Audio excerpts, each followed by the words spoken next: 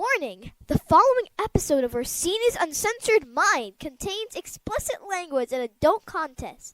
The thoughts and opinions stated on this show are reflective of AZ Orsini, Deceive Dave, and their guests exclusively.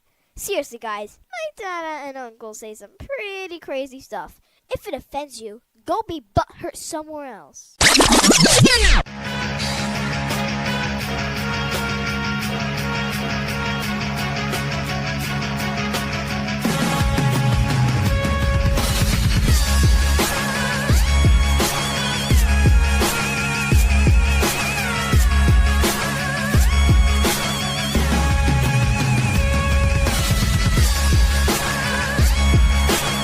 Welcome to Orsini's Uncensored Minds, and now your host, AJ Orsini with Dave.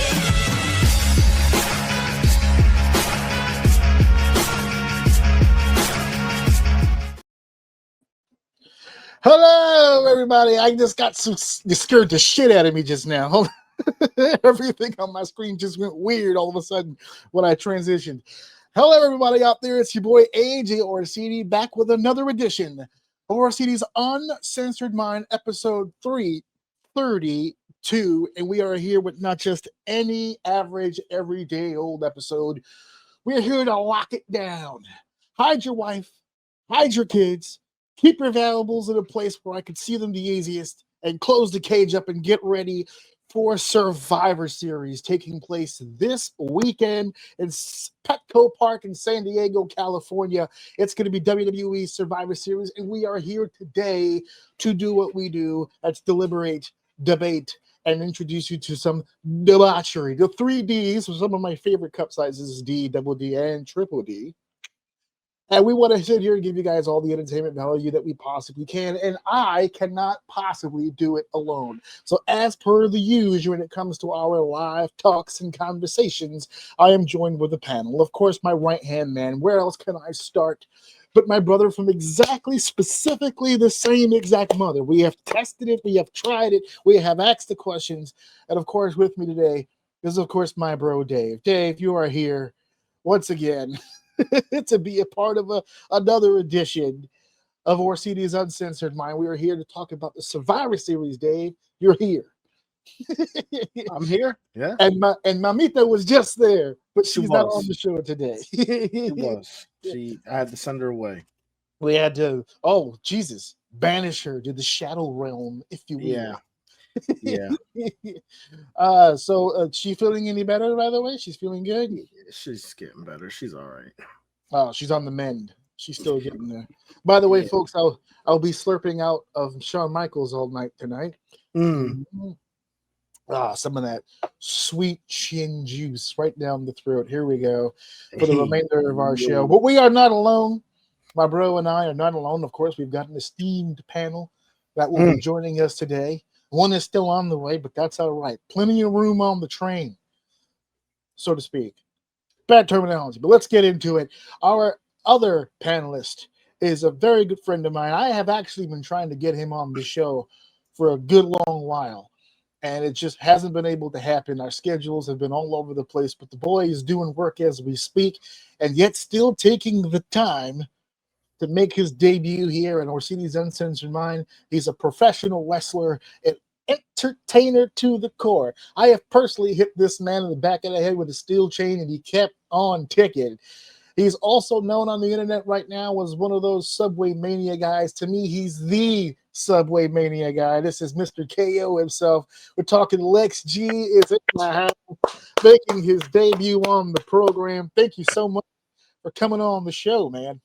What an intro. That was good. I was wondering if I should just show up with my shirt off or something and surprise everybody, but no, you did good. That was good. You surprised me. Thank you. That was no, but I mean that I've messaged you a few times in the past. Hey, are you available? Hey, are you available? It just hasn't seemed to work out. But tonight is the night. You're here for one of our live talks. Finally, you guys are going to get a chance to hear the genius in this man. This man knows the sport and the entertainment world, the professional wrestling, and he's got a lot to contribute. He's going to be great on the show here. I particularly am curious what you're going to do with our draft game today. I want to see where your head's at with that, who you're going to pick, who you're taking on Team Lex tonight. But we're not done. We have another panelist that we have to get to here. Another good friend of mine. This man is personally one of the most creative minds in the wrestling game today. There's no doubt about it. I'll die on that hill. Not just art physically with his hand, but a creative mind as well. He's finally overdue making his debut around all the bookings that he can take as a maestro, a ringmaster, following in the footsteps of the great AJ Orsini. But I'm sure he'll surpass, just like all of my kids. They all get better than me at the end of the day. But this man is a name known all around New York City, and he's making his debut here tonight as well. And that is my main man, Danny Nemesis, who is on the show. This guy right here. You almost made me a fan of myself with that. Don't be a Danny Nemesis mark, bro. Hold on. Yeah, I wouldn't suggest it either.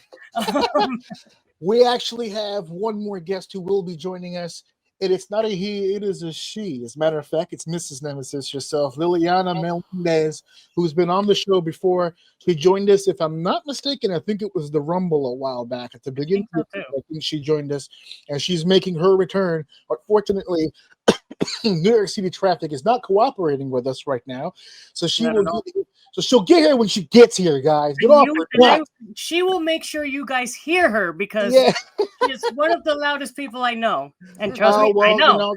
Just add her to the list of all Hispanic women. It's all right. Very true. It's okay. So I want to take this time at the very, very beginning once again to thank all of you for being here today for this. It's the Survivor Series. It's 2025. We do this just about every year when I've got the time to do it, but we've been pretty consistent with the Big Four as far as our live conversations. So I'm very, very happy to have you guys here today. And we're here to talk about the Survivor Series for sure. Today, we're going to be I'm not going to do the graphics today, boys and girls. We're cutting down on time. I have a strict agenda today. I have got to stay below 2 today. It's not even a conversation. Has to be below 2 today. So we're not going to stick around for too many of the graphics. I already gave you guys some of the good stuff earlier. You saw some of my editing skills at the beginning of the show. We will be taking commercial breaks somewhere in the middle. We are doing the Survivor Series draft game. That's one of the things we'll be doing today. As a matter of fact, it's our opening segment where all 5 of us will get an opportunity to pick a male and women's team to represent us inside War Games. And we're going to go by rounds. Obviously, there'll be 5 rounds since we'll be selecting 5 people per team.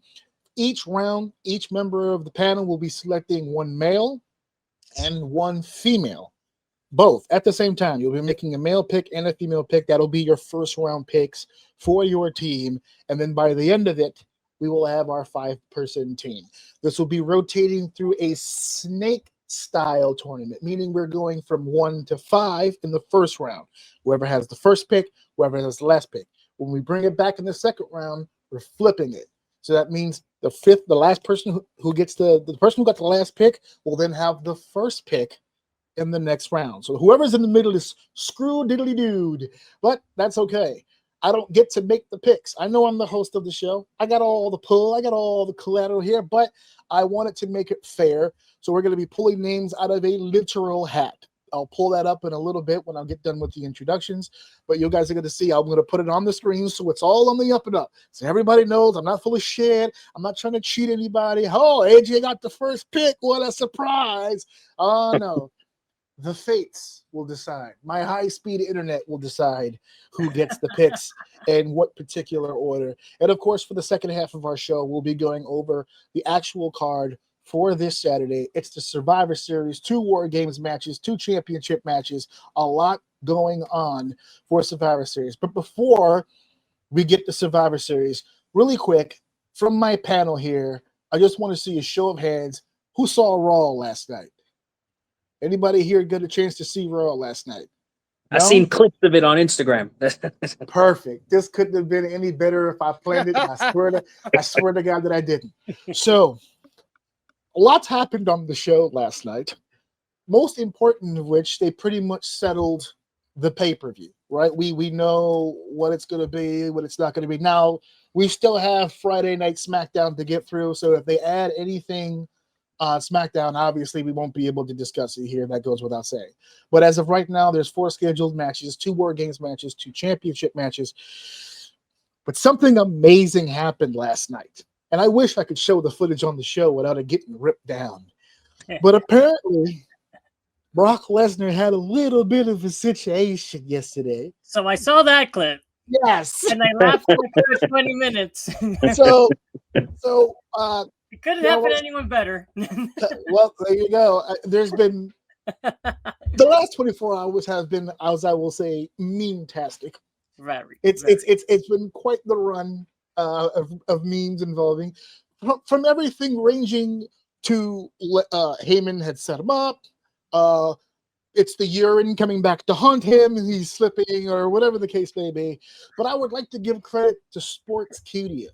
Sportskeeda as a website, they're the ones who I think finally solved it. I think they're the ones who put it together. They have some inside footage. They took some cell phone footage. We didn't get a chance to see it on Raw. We don't know exactly why he fell. Let's say people lose their balance. It happens. But there's something more nefarious at hand, or at least I thought so. And thank the good Lord for Sportskeeda for being on the ball, doing their due diligence, and they shared it on their social media. I'll share it here with you. It looks like the culprit has been revealed. It was Sub-Zero. Sub-Zero was at the show, and he's the one who cost Lesnar his footing. There it is. It's been solved, folks. You heard it here first on the Survivor Series live talk. Lesnar just couldn't keep it together. The earth shook for just a minute. And on a serious note, I'd like to mention, if you guys noticed, you guys only saw the clips, but you didn't see the show. The whole War Games unit is out there. Roman, everybody's out there. Punk's out there. When he fell on his ass, not a single smirk from anybody. Yeah. Who's going to laugh at Brock Lesnar? Exactly. Yeah. But Lesnar, in true pro wrestling fashion, slips and somehow winds up in a full back roll. His recovery was OD. And then to his feet. It wasn't like he went to the ground and what a clutch. No, full army back roll, picks up his hat, puts it on Braun Breaker's head, and continues to distract with a smile on his face. Yeah, I meant to do that. That's what he said. Which when everyone went, oh, thank God. Oh, thank God. I thought he was going to take that shit out on us. Oh, thank goodness. Woo. So, yes. So Brock Lesnar falling on his ass last night. It's all the scuttlebutt. It's all the talk of the wrestling world. Everyone's all on top of it. I wanted to see what you guys thought about it, but you guys didn't really get a chance to see it. You saw the clips, but I'm glad because now I got to break out the Sub-Zero footage, baby. There it is. We now have it solved. We figured it out.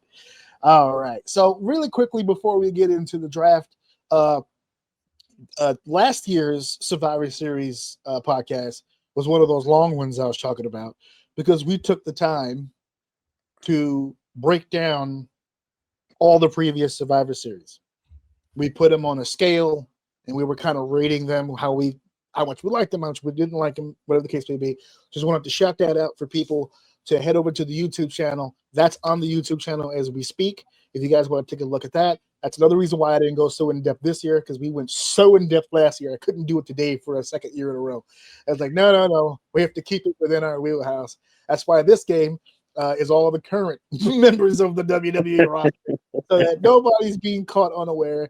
I'm not asking if you guys want Big Boss Man on there, Rick Rude. We're keeping it to the here and now. So let's go ahead. Let's get into, hold on, that cutaway from the director, though. That's true. I am pretty sick with it. Looks like a stat card for the pod. How about that? These are all the folks here on YouTube. Oh, just really quickly, since I'm seeing it now here on the side, tonight is actually our debut on Kick. This was Dave's idea to get to the Kick. We would normally before we were on you gotta Twitch. stop saying the Kick. Yeah. You're showing your age, you corrected me when I said Kicks. I said we were going on Kicks, and you were like, no, there's no S. No, this is not cereal. We are not debuting on a cereal box. Although If you guys are open to it, General Mills, talk to us. So we're here definitely. Yeah, Hogan and Undertaker for life, man. There you go. And shout out Kick. Well, it's the Kick, sir. We're on the Kick tonight. So let's go ahead. I know we're gonna do this, and I'm going to share the. Let's get into the hat. That's what we're gonna do first. Let's get into the hat, and we're gonna decide here. There it is. There's the wheel. Now, when I click the wheel in the middle, this will determine our first pick. So here we go. Who gets the first pick in the draft? There's a sound that comes with it. Daddy! Oh yeah, baby! Daddy is going to get the first pick in the goddamn draft. There goes Danny. He goes owner number 1.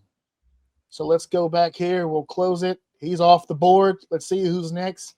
Who gets the second pick? I love that music. Let's go. Oh, come on. Oh, and the missus gets the second. Here we go. All right, now we're in dangerous territory. We don't want to be picked here. Who drew the short straw? Let's see. We'll close. Let's go. Come on. Oh, man. Oh, man. AJ. Oh, man. Oh, man. Oh, Ref. Get a ref in here. Yeah, Get a ref. Really. AJ. Hey, come on, everybody. AJ. This is a AJ. kayfabe wheel. Come on, play that club music. Let's go. Play that banger right now. Okay, here we go. Here we go. Edit. Oh, let's go. Let's All go. Right. So Dave will get that last pick, which means he'll also be the first one with a double pick. So we'll go here. Man. And then Dave. So now I will stop sharing. Actually, get rid of you because you're cluttering up the place. And let's get rid of you. Get those hats out of here, dude. They're disgusting. And we're going to go here to the actual share here. There you go. So we should be able to see it on the screen now. That is the order in which we will be picking Danny, Liliana, Lex, AJ, and Dave. So you know what? This actually works out in our favor a little bit because she's not here yet. So unless she's picking against you, you can go ahead and message her now and get that pick, and we can get this started. So since Daddy, I'll put it here. Dave got lucky right there. 1 in 5 is a sweet spot. Yeah. Oh, yeah. Absolutely. Oh, yeah. AJ is like 6'7" Rizzle on the skibbity kick. Don't bet you took the bait. Don't read every comment, brother. Just keep moving. No. I'm trying to. I don't have my reading glasses on. You don't have your glasses on, brother. The skibbity bibbity. The 6'7" stuff. There we go. Keep moving. All right. Oh, look, it's doing what? Gotti. There you go. All right, Danny. Yes, sir. You are on the board. You are in control of this as another podcaster who I'm a favorite of. You're the one fucking this pig. I'm just holding its head. So you gotta let me know. Oh my god, male or female, both, one of each, male and female.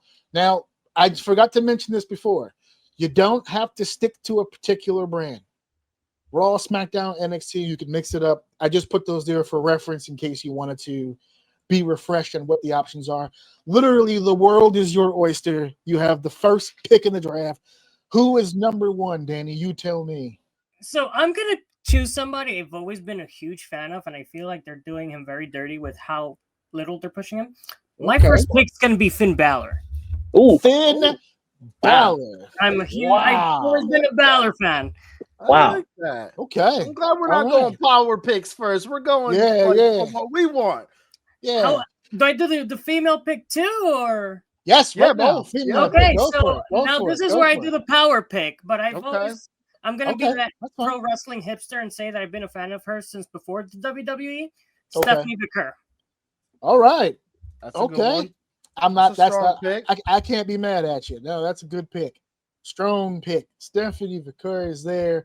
That is the first 2 picks for the male and female. Now, is she able to give you her picks? I'm going to call her right now. Okay.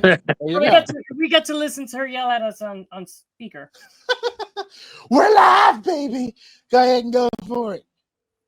I know who she's gonna pick though. Man, those are some strong picks. So, babe, your pick is going to we're gonna choose your pick for your female and the male entrant for your Survivor Series team. Current roster. For the current. You just choose one male and one female for now. It doesn't matter which brand, as long as there's a guy and a girl. And they're current. And it's current from current roster. My pick was already Stephanie Vaquer and Finn Balor, so they're off. They're off. Everyone else is on the table. Stephanie was my pick. What's wrong with you? Anyways, so bad. That was by design, yeah. Plenty of big booty bitches to go around, baby. All right. Since my pick was, completely robbed from me. Uh-huh. We already know my other pick is my baby girl, Rhea. Okay. You son of a bitch. What about the guys? I don't know what he said, but I know that was shady. You can feel the hate. For the guys, is somebody still Roman for me? No, you can have Roman. Yeah, you can definitely have Roman. You know what? More shade. That's fine. Understand? Don't. Be careful, ICE is out there. All right. I'm the Mexican though, so. So those are her first round picks there. Roman Reigns, Rhea Ripley. Those are power picks. That's a strong. Yeah. That's a strong first right there. All right. So I guess we'll call her back in a little bit. Yeah, we'll call you back when it's your turn again. All right, Lex, you're up. Male and female picks. Man.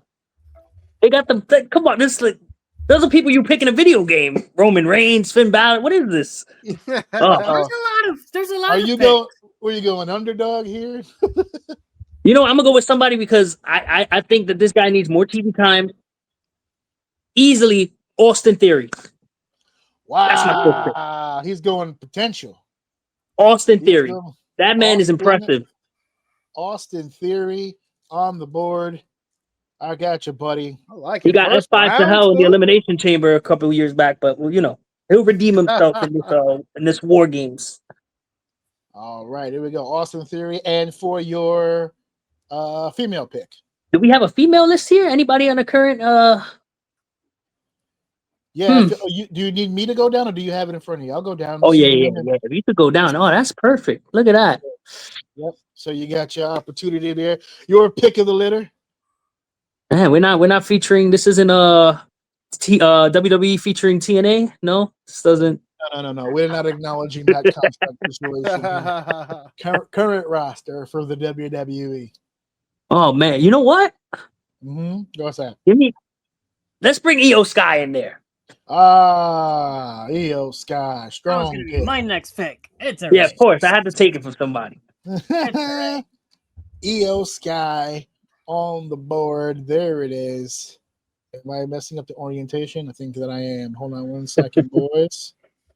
Let's get a little editing going on here. Boom. That's strong. That looks professional. Okay.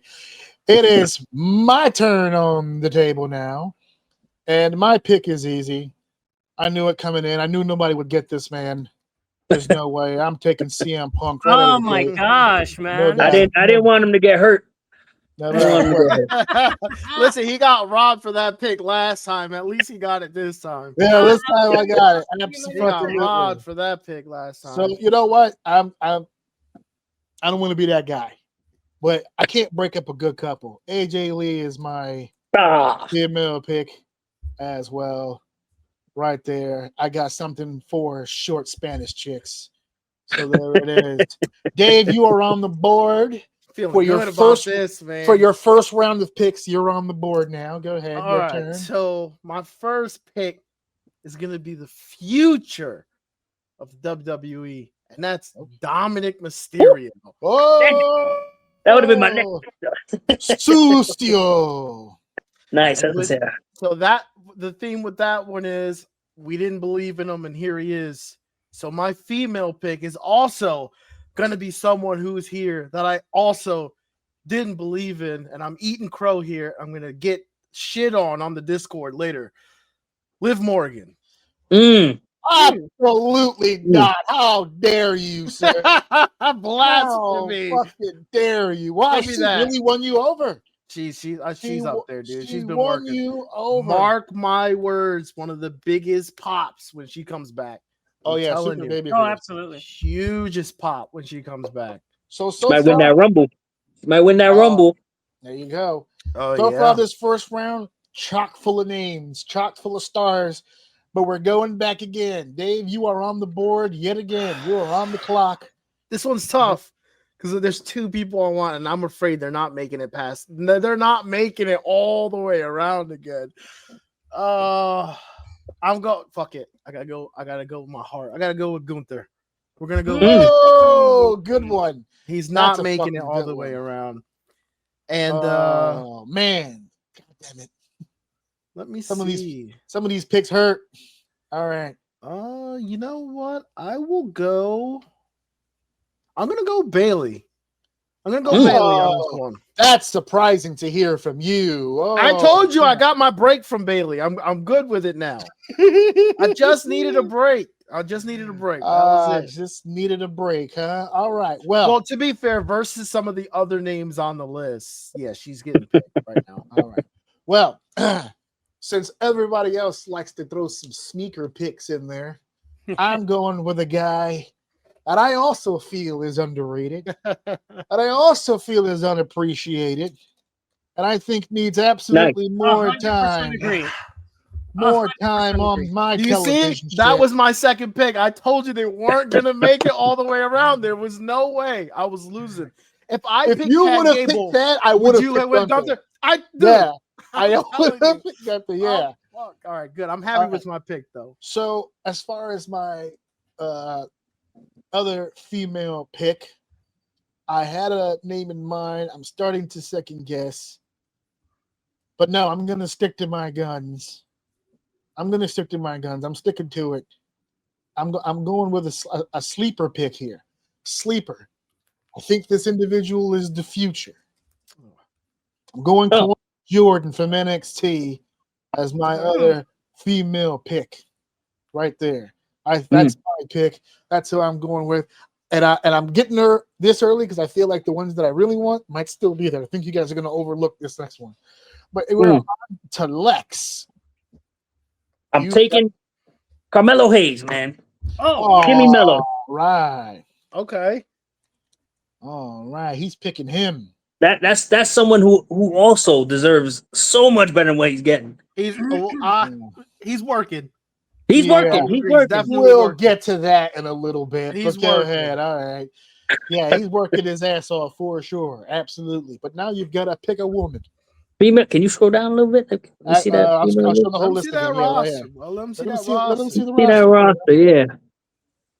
Got some good names here. Oh. Ooh. Charlotte Flair. Yeah. Give me Charlotte. Yeah, Charlotte Flair. So far, Io and Charlotte is quite the combination. Yeah, it is. That's an insane team right there. That's an insane team already. It's fake. It's fake. That's some star power. We're back to the misses. Yep, let's call the other short Latina.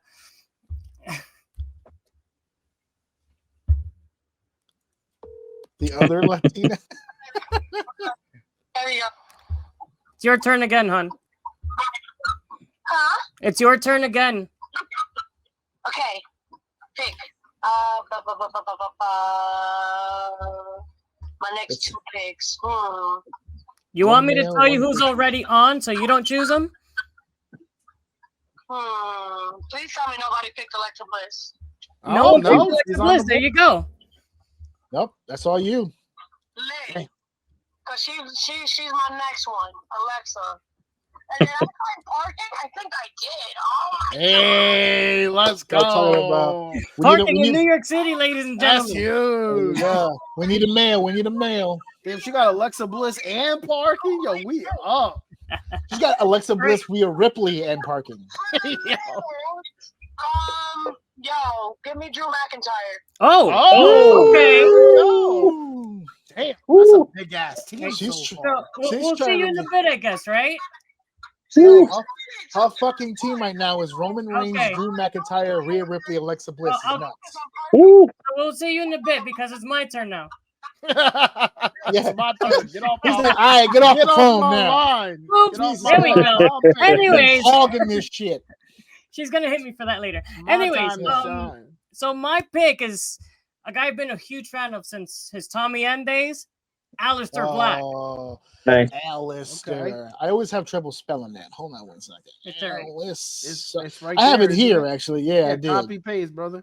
That's right. Who needs spelling in What's that? 2025? There you go. Is that Apollo Cruz I see there? He's eligible. If Is he on the His roster? Triple A if- debut. he's still Okay. on the roster, yeah. Yeah, he Actually, yeah. Great timing because he just debuted on AAA. Yeah, you're right. Wow. All right, Aleister Black. And for your female pick, sir. This one I'm surprised none of you guys chose. I'm a huge fan of her, especially her finish. Sol Ruka. Mm. Not a fan of her finish. That's why I didn't pick her.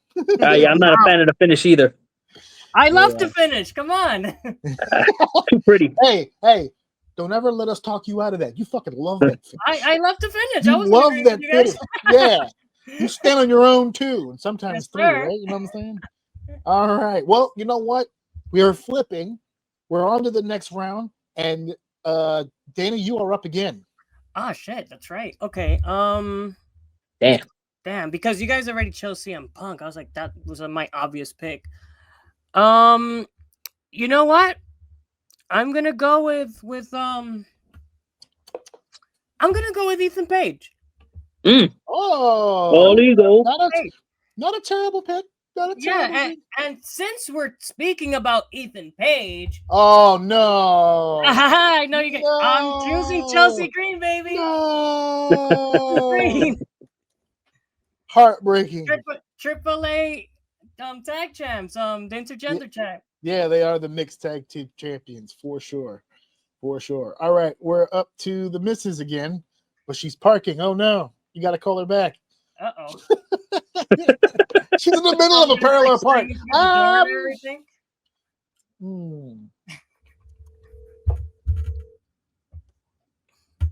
I knew I should have took phone calls today. Word.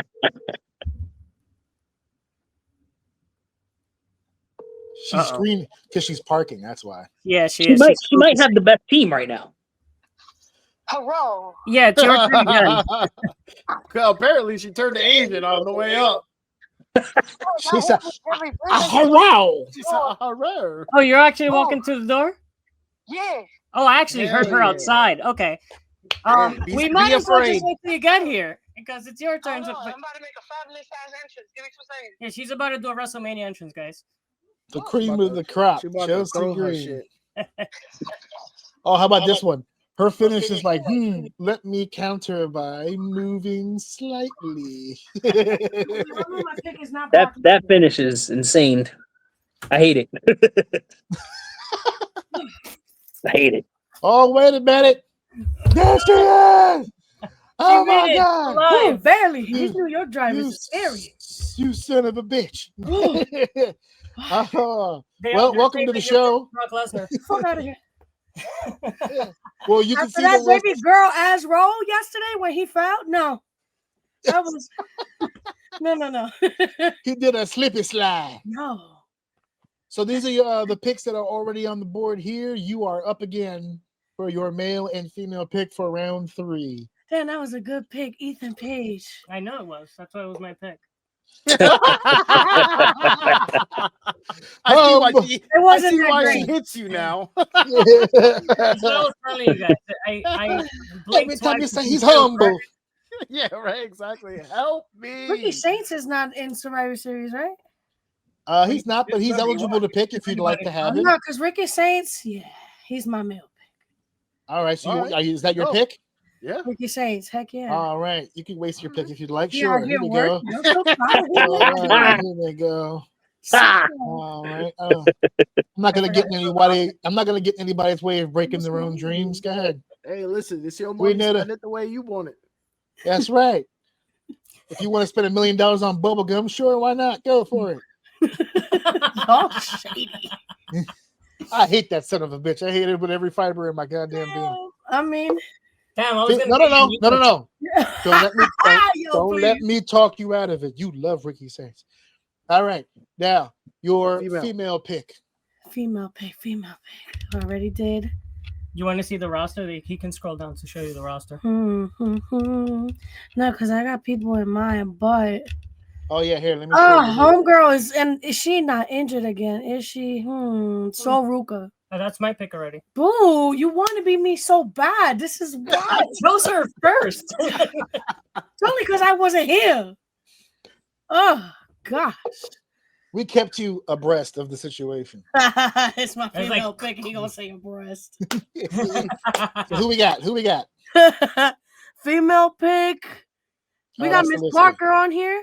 Jada Parker. That's up. If that's what you got, that's what you got. Jada Parker. Yes, hello, Miss Parker. Miss Parker. There we go. Yes. That giant ass is on this goddamn list. I love to see it. All right. Speaking of a giant ass, Lex, it's up to you. Oh, nice. Should I stand up? Yeah. No. If it's Brock Lesnar, sit down. We saved that stuff for the Patreon. Go ahead. Oh, yeah. I saw you scroll down real quick, and I completely forgot about this man. All right, here you go. We don't need a Brock Lesnar. No, we're fine. We don't need a Brock Lesnar because I saw Obafemi in there. There we go. Oh my God! Oh yeah, we got some NXT fans in the house, y'all. Yo, for real. Oh, yeah. I like this, man. I like the This is way more mixed than I thought it was going to be. I'm loving it. I'm loving it. I know. I'm loving this. I'm loving it. All right, female pick. Who's going? Female. Who's the third member of your women's team? Give me one more scroll down. Let me see that. Don't try and cheat me here. Oh no! Trying to make me right here. Here you go. He picking Hornswoggle. Because he has a vagina. I get it. That's hilarious. Go ahead, pick a woman. You know what? You look I like might in rush hour right now. Any one of these ladies. This might confuse people. I don't know. I actually enjoy her work. Okay. Nikki Bella. Huh? Okay. Nikki Bella. Okay. Oh yeah. Listen. I'm down with the Bella Army. Sorry. Those are my intrusive thoughts. I'm down with the Bella Army. Oh man. Somebody has to be. She's that's true Hispanicness right there. She saw Brujeria out in front of her and she had to react. She was like, "What is this? I won't stand for it." All right, I'm up next, and my pick is easy. I'm sorry, Lex. I'm actually surprised you weren't the one that did this. But fight Owens, fight, baby. You took too long, brother. You took too goddamn long. I need Kevin Owens on my team for sure. And as far as the female goes, you know what? I'm going with another fighter. Give me Asuka on my team. I'll take Asuka. You know what? I'll take Asuka on my goddamn team for sure. And now we're on Dave, who gets another double pick. Double pick. All right, we're gonna start out with I honestly don't know how to pronounce his first name, but I want that boy who's bouncy. Oh, Javon Evans! Yeah, your boy is bouncy. Yeah, word. Bouncy. He could work. All right, and of course, I would be actually kind of a hypocrite right now, to be honest with you, that I haven't picked her already, but I'm gonna have to go with Bianca. Okay. All right, look at you, Bianca. All right, Bianca, now we're gonna swing into our next. The one who got her hand amputated, right? That's the one that we're. What the fuck? What the fuck happened to this lady? I don't know. She got injured in a match, I think. She broke her finger. They said her broke her finger at WrestleMania. It's fucking November. Yeah, she broke her finger. That's it. Like I said, man, it's giving me flashbacks to Kurt Warner when I finally picked him in fantasy and it hurt his finger. He's out for the whole fucking season. She just needs to come back with the cast like Bob Orton and just wear that forever. Start beating people Start with it. Samoan spiking bitches. Like People deserve it. there you go. All right, Dave, you're up again. All right, so on the next swing around, we're gonna go with female first. Oh, okay. We're gonna go one of my personal favorite. Of course. Chelsea Green. Already picked. What? Wait, am I bugging? Yeah, Danny picked him. Oh yeah. Oh shit! Damn, my bad. Someone's not watching the show. Okay. He's not paying attention, guys. Is there a flag for that? Clearly. I'm the one drinking. Remember? Jesus. Let's buy myself some time. Let's do the mails. I want Jacob. I can show you the list if you want. No, I'm looking at it. Jacob Fatu. Jacob Fatu, good pick. Okay. Yeah. Once he gets his teeth fixed, he's gonna fuck everybody up in here. Here we go. You know what? I'm inspired by the different picks, and this is something that I actually think has a lot of potential. Y'all thought you was inspired by the teeth that they're not doing too much with. And actually, I think this counters the mistake I just made. I'm gonna go with Piper. Piper Nevin. I like her a lot. Yeah, I really wish they would use her more by herself. All right, not bad here. Okay, back to me. You know what? I know this is gonna fuck up the continuity just a little bit. There's some bad blood here, but I think if everyone got in the same room and we could just have a conversation, I think the two minds involved, we can get around to making this work. So I'm going to take the architect for my 4th round pick. I'm putting him on the same team with Seth Rollins. Okay. And as far as my women's pick, I'm looking over the list here because I have one in mind. I'm a little iffy on it, but I'm going to go ahead. I'm going to get over myself. I'm going to pull the trigger. I want to make sure I'm looking at the right name. Yes, I'm going to pull the trigger. Now, I might get hate for this. Oh, yeah, you're going to get hate. I'm going with Roxanne. So in case no one's following the theme so far, I like me a nice she was my next pick. short Latin woman. I'm fun. I don't know if I'm going with the best wrestling strategy, but I'm going to have fun in this locker room by the end of the show. All right. So we're on Lex now. It's on you. You're not gonna have fun in the locker room. Not with CM Punk on your team. You know he stalks all of them. Yeah, he likes people in the back. CM Punk is the best team player in the history of professional wrestling. Jungle Boy might disagree. Let's see. Wait, we're picking Jungle male Boy first is or of no female first? consequence to me. It's however you want to do it. If you know your female pick now, you want to just go ahead with that. Just give me a scroll down real quick. Okay, a little bit. Now you see, because if I pick her, I know I'm gonna lose no matter what. You're getting inside your own head, brother. Go with your gut right here. Give me Natalia. Put Natalia in there. Oh, hold on. Do you want Natalia or you want Natty, son? Which one do you want? I need the low key legend. There's a difference, bro. It's a big goddamn difference. For real. I'm not spelling this right. Nah, we got it. There you go. I think that's how you spell it. Yeah, sure, why not? And for your male pick, we still love you. Do we have any? Oh yeah, we do have some. Ilya Dragunov. Get the that man is a monster. That's a good pick. That's a good pick. That's a great fucking pick. That man is a monster. That. Here we go. I'm not even going to attempt to spell it. Here we go. El Monstro. There we go. He might beat everybody here. He might beat his own teammate. He's crazy. Yeah, that's true. Yeah. He's liable to fuck everybody up for sure. Yeah. The referee's not safe either. Yeah, nobody's safe. The cage isn't safe. You can't contain this one. Yeah, he's gonna chew his way out of the cage. That's what's gonna end up happening. All right, homegirl, you are up next. Liliana, you are up. I got my female right now. Okay, got your female. Give me Nikki Cross. Nikki Cross, nice. Not Bella, porque hoy Dios. Yeah. All right. And then from my male, both Nikki's on the board. Trying to make sure y'all didn't pick this next person that I have. Oh, sorry. Here you go. Nah, you good. Give me Alex Shelley. Ah, Wow. Damn it.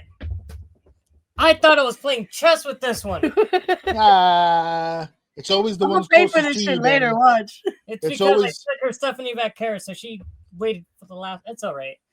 Yeah. Oh man, because I wanted to do the machine guns for my last two picks. Oh, I had the same idea, but I got greedy. Yeah. Okay. Can you scroll down for a bit just so I can see the male He's roster? so Yeah, sad. sure. I am very sad. Oh my gosh. Just for the record, bro. Pro tip. Oh, that's why they made a cervic wall for punishment. Go ahead. And I know. See, I'm about to get my lick back with this one. Give me Okay. Penta. Penta. I rolled the Man. dice on that one. I should have picked him sooner. So when I say that, that's my lick back. She really likes Penta. Uh-huh. I mean, who does- don't fangirl like that, but the way I fangirled watching him at Hog for the Cinco de Mayo show last year. So for my female pick, and I'm surprised no one chose her yet. Give me Julia. Oh, that's not. You can have her. Go ahead. That's all right. Are you serious? That's all you, big guy. I was Stardom at one point. Okay. Nah, All right. I'm good. We're back. We're in the last round here, folks. Just before we get into this last round, Danny, Finn Balor, Aleister Black, Ethan Page, and Penta. And for the women, Stephanie Vaquera, Sol Roca, Chelsea Green, and Julia. That's great. Liliana, Roman Reigns, Drew McIntyre, Ricky Saints, Alex Shelley, Rhea Ripley, Alexa Bliss, Jada Parker, and Nikki Cross. I actually think you have a stronger women's team right there. That's pretty good. Lex, Austin Theory, Carmelo Hayes, Oba Femi, and Ilya Dragunov. He just picked like the developmental all-star team. He's like, everybody here is just we're gonna do it. Io Sky, Charlotte Flair, Nikki Bella, and Natalia is a strong fucking squad. I mean, Nikki can carry the bucket, I guess, or a towel or something. Right. Dominic Mysterio. For me, CM Punk, Chad Gable, Kevin Owens, Seth Rollins. Come fuck with your boy. AJ Lee, Kalani Jordan, Asuka, and Roxanne Perez. We're gonna get our asses kicked, and I'm gonna have a fun time watching. Asuka might carry that team. Don't disrespect her. That's Word up. Dominic Mysterio for Dave. Dominic Mysterio, Gunther, Javon Evans, and Jacob Fatu.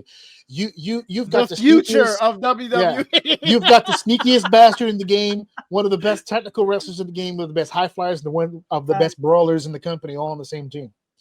This might be the most balanced team of the group right here. So we're back up top for the last picks. Danny, it's on you, brother. So if I'm gonna have Penta, I have to have Phoenix.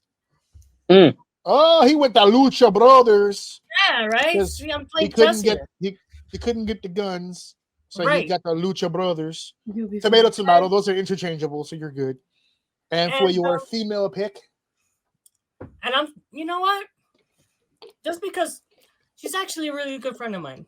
Give me Mission. give you who? Michin? Michin. Mia Yim? No. I gave him a second chance. I heard what he said. Okay, Michin. There you go. Listen, right. no Michin disrespect will be tolerated on Hey, this she podcast. She took my money. She took my money. She took my love booking her. when I booked her, so it's fine. We're good. We're good. Listen. Great pick, Danny. Yeah. Great pick. Don't I was let on me the talk fence you out of myself. it. Yeah. All right, Liliana, you're up with your final pick. I was looking. I'm just like, there's no AAA babies up in here. No. We're not doing the. We're doing the United States, not the territories. Just the 50 states. Give me Chris Sabin. Nobody picked him, right? Give me the guns. Why not? Oh my God. And she says I want to beat her so bad. No, porque tú empezaste ahí. Watch out. You lost my wife. What happened? Like 50% of my audience right now just caught PTSD for like a Oh yeah, I started to get Guys, I'm not saying. There's about to be some cocotazos hanging out. I flipped so hard just my now. hand twitching, bro. Can you scroll down for me, It's looking please? for bare ass. Hold on a second. There you go. For the Thank ladies. you. Oh, I'm not picking her. You have seen my face. I don't know why I thought she bitch. meant Nia Jax. I could be wrong though. Actually, no. Now that you said it, no. Oh, nobody picked her? Jordan Grace? No, no one picked her. No. Please give me Miss Jordan. Oh, okay, no problem. Mhm. Oh, we're We up need here another with- powerhouse in that team. Oh my God, she's right. Or Actually, it's between Rhea Ripley and Jordan Grace. what is wrong with my brain today? I think it's the alcohol. I can't remember how to fucking spell her It's- name. I'm copying. Fuck it. We're doing it. There you go. Copy paste. It's because you have a Shawn Michaels cup. Oh yeah. Oh, you know what? I felt my eyes starting to slip. I'm You're about to right. say, glad you had a Brett. Don't lose your smile.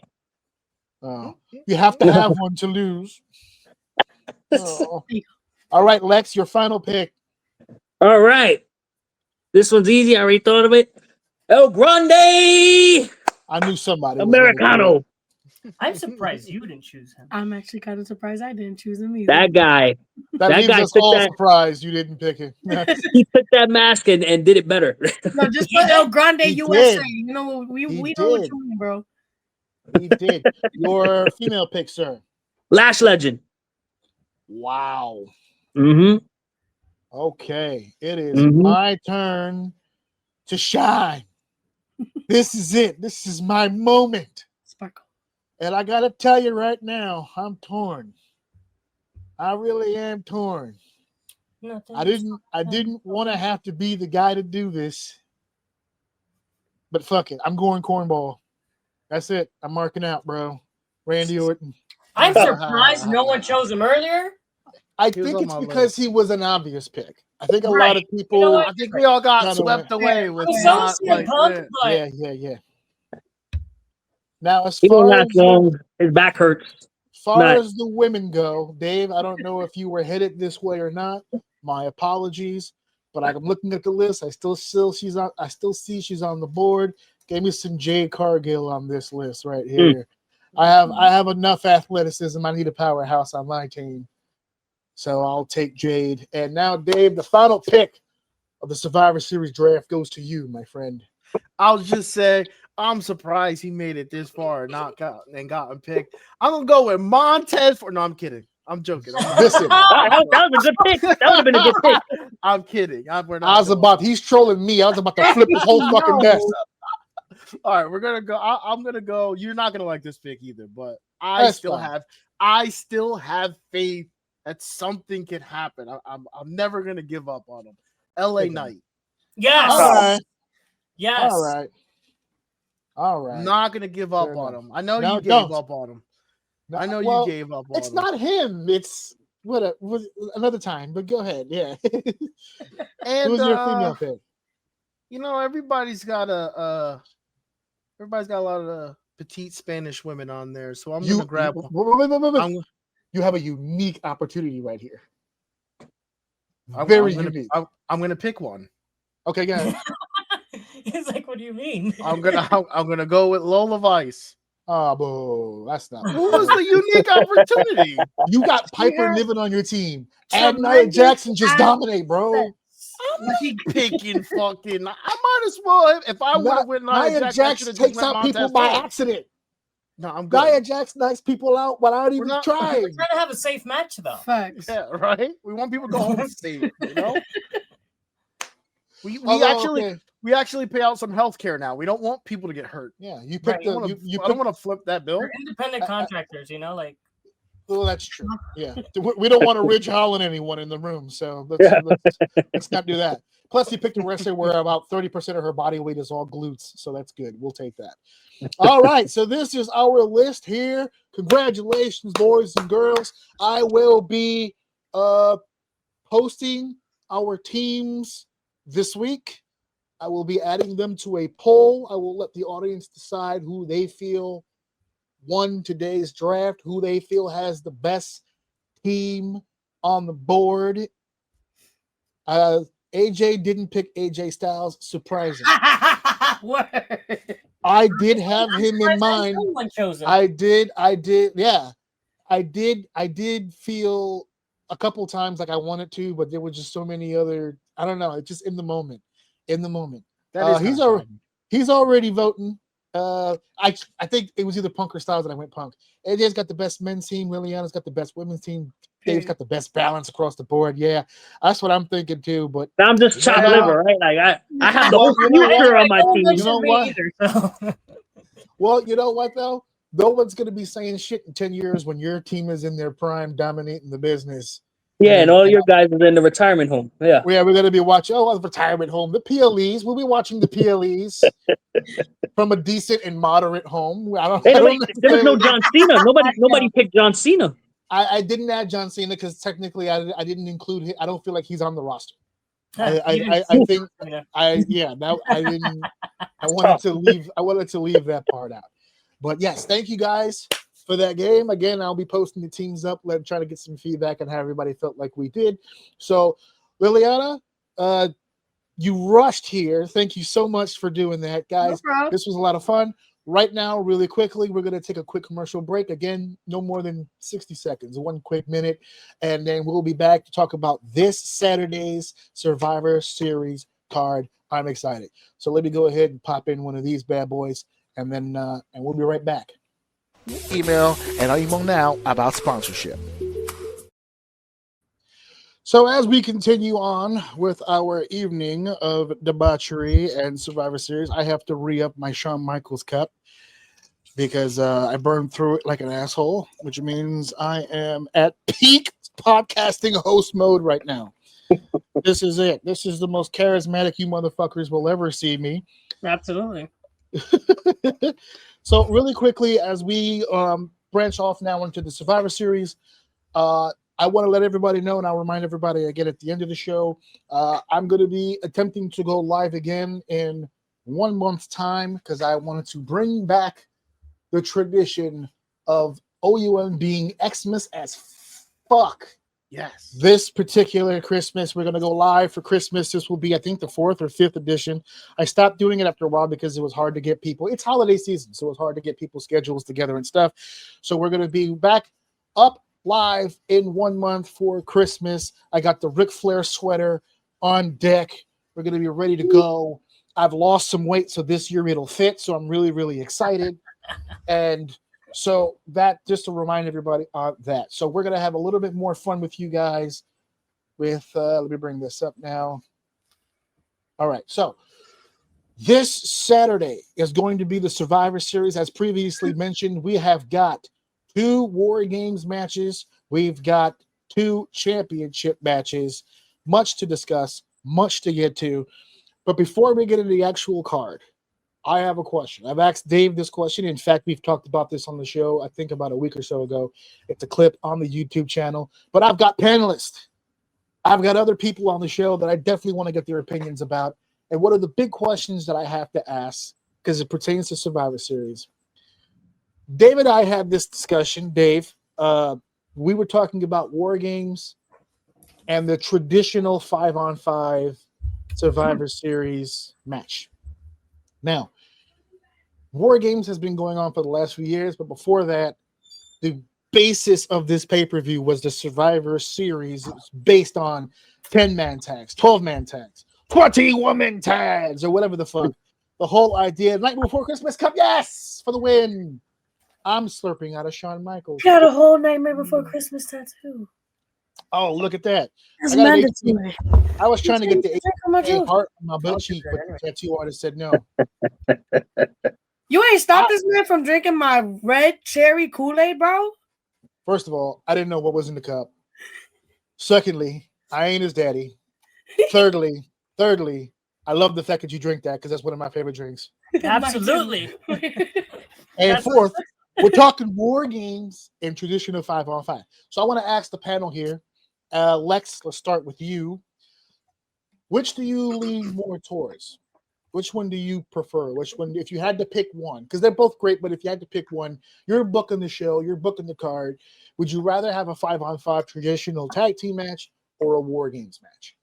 I definitely think that War Games has been overused the past couple of years now. It should be saved for probably like massive blood feuds. Like you had the Bloodline and stuff a few years ago. Like that worked in the War Games, and that was cool. There was actual story going into it. I want to take it back to the traditional Survivor Series matches and let them tell the story in the ring without all the, all the craziness of the cage and all that stuff. Like, and we could come back to War Games in a few years or so. Mm-hmm. I'm a big fan of the traditional Survivor Series. Like that was fun. Dave, you actually made a good point that I would like to reiterate for this show now that we're live. When you were mentioning the difference between the two matches, in the sense that you felt like War Games a little bit more gimmicky. The 5-on-5 is an example of a match where you don't really need to. Do you remember that point you were trying to make before? Where you were like, you can tell a story without the. No, but I want you to explain it again for the live audience this time, as opposed to when we did the clip before. Well, I mean, I think with War Games, if I remember it correctly, my point was with War Games, you're kind of forced to go over the top. Whereas in a 5v5, you kind of are forced to tell a story. You don't have a cage to climb. You're not expecting someone to kill themselves. Like when I see War Games, someone's got to die. At least 1 or 2 people got to die. But if you have 5-on-5 tag, I'm expecting wrestling. I'm expecting spots. I'm expecting timing. I'm expecting telling a story. I'm expecting all that stuff. Mind games between both sides. Things like that. You're kind of restricting it rather than everyone just creating chaos in the middle of the ring. So, yeah, I mean, if I can get my answer out there, I obviously prefer the traditional 5v5 and saving the cage for something more of like a big payout. That makes more sense because emotion going into it rather just doing it for fun. And now I have 2 teams, regardless of how much you try to create some reason why they're in there. And I know they did try to do that here too. To me, it's just 2 teams going there, beating the shit out of each other for really no reason at all. Yeah, you over there? You're gonna. The liquor's making a comeback. Hold on. Yeah. Slow down, cowboy. I'm trying to cut a show. I'm trying to make it a hope spot. I'm cutting them off. Don't worry about it. That's Shawn Michaels Cup. I'm just saying. You know what? Yeah, I fucked with the sucked wrong on Shawn Michaels a little too hard, buddy. Shawn Michaels had a kickback. It was a kickback. Yo. Danny. Now that I'm tasting my own bile, why don't you? I have a question to ask you at the moment. When it comes to the War Games itself, my brother actually made a very good point that sometimes in a War Games, people feel the need to just kind of go over the top. As a person who's watched wrestling for as long as you've watched it, and you in particular, you've watched such a varying array, like so many different styles of wrestling. When you see a War Games match, like for instance, as an example, and I didn't want to bring it up, but I think it fits in this way. There's War Games that we're going to see this Saturday, and then there's the War Games we just saw last week. Yes. And they're in 2 completely different worlds. What we saw last week is nothing close to what we're going to see this week. Right. Do you feel, in your opinion, that if you do a War Games like we're going to see on Saturday, is that, for a fan like yourself, is that a disappointment when you just saw that War Games last week? I feel like that really depends on who's watching, because yes, me personally, I like what we saw last week. That's more my stuff. But I also know that's not a lot of people's cup of tea. You know, okay, fair enough. Like I feel like a lot of people don't want to see the blood and guts. But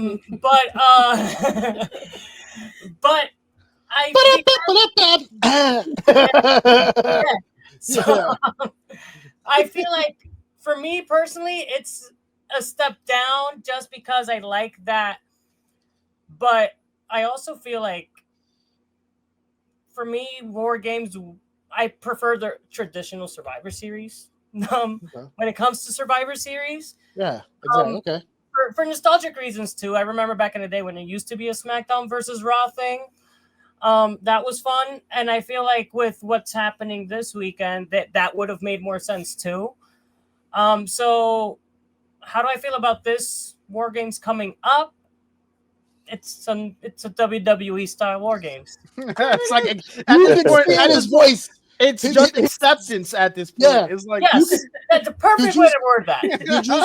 Did you see how his body snitched on him when he mentioned blood and guts? He was so upbeat. Yeah, and then the Saturday, and then the Saturday is going to be what it is. You know, we'll be watching. They're gonna do a thing, and I'm gonna watch it. It's But see, Danny's smart to the business. If he wasn't ring announcing right now, he would have destroyed this Saturday. But now that he's in the business, you know what? It's gonna be all right. It's gonna, it's gonna be what it is. Please tune in and make sure you watch. They're gonna be live at they're gonna be live at Petco Park in San Diego this Saturday, 7 p.m. live on ESPN. Or ask your local provider. If you're in the Canadian territory, it'll still be on Netflix now. Or ask your friend for their login. Wink. Yeah. Liliana, can I ask you a question? Of course. There's 4. We call them the big 4, the core 4, however you want to mention it. Royal Rumble, WrestleMania, SummerSlam, Survivor Series. Mm-hmm. Of the 4, usually the 4th is usually Survivor Series. Not to take anything away from it, but the Royal Rumble, WrestleMania, SummerSlam, usually both treated and celebrated as more important pay-per-views. Mm-hmm. Do you think in the last few years that the addition of the War Games has increased the value of Survivor Series? Do you feel more excited for Survivor Series because it's the War Games as opposed to when it was just the tag matches? I feel like the consistency of the War Games, of it being like every single year for the past few years, it's taken away. Yeah, okay. It's definitely taken away its value, I guess you could say. Mm-hmm. Like he said, like War Games should be for more like, I want to see death. It should be like one of those like rarities type of thing. So it's like when you see too much of something, even though I just saw it last year, I'm seeing it again this year. It's like, no, you switch it up every year for WrestleMania, for Royal Rumble, for SummerSlam, right? So why can't you switch it up for Survivor Series? We've seen War Games already. Some of these combinations of teams, it don't make sense at the beginning, but then you try to make sense of it, if that makes sense. But the value of the pay-per-view alone, I don't know. I'm not excited for the War Games. I'm excited for the event itself. Okay. But for that particular like aspect of it. Yeah, like it's just like, okay, cool. We'll be watching. Yeah, we'll be watching. Can I ask a question on top of that? Can I ask a question to everybody? Yeah. You can ask, yeah, sure. Would everybody feel better if there was one War Games match throughout the show? I don't think that no. Yeah. And why? Because we're not gonna eliminate the women's just because that's what'll end up happening. If let's just say that you know what, let's go back to one. The women's is out of here, and to be honest with you, I'd kind of rather have the women's one than the men one, especially after what we saw. What it was a few weeks ago on the other show that we don't talk about, because that shit was pretty good. And so unfortunately, I think we would get more matches in the PLE, but to sacrifice the women's War Games for that, I think today, right now, the way we're at, I wouldn't want to do that. Mm-hmm. Go ahead. I feel like if anything, they should have had a completely separate War Games paper or PP. What's it called now? PLE. Yeah. I feel like they should have just had a completely separate War Games one where it would have been more, and then just kept Survivor Series a little bit more traditional. Yeah. See, I don't agree, only for the simple fact that if they had that pay-per-view but it wasn't annual, I'll sign up for it. When they were doing Hell in a Cell every year, I did not like that pay-per-view.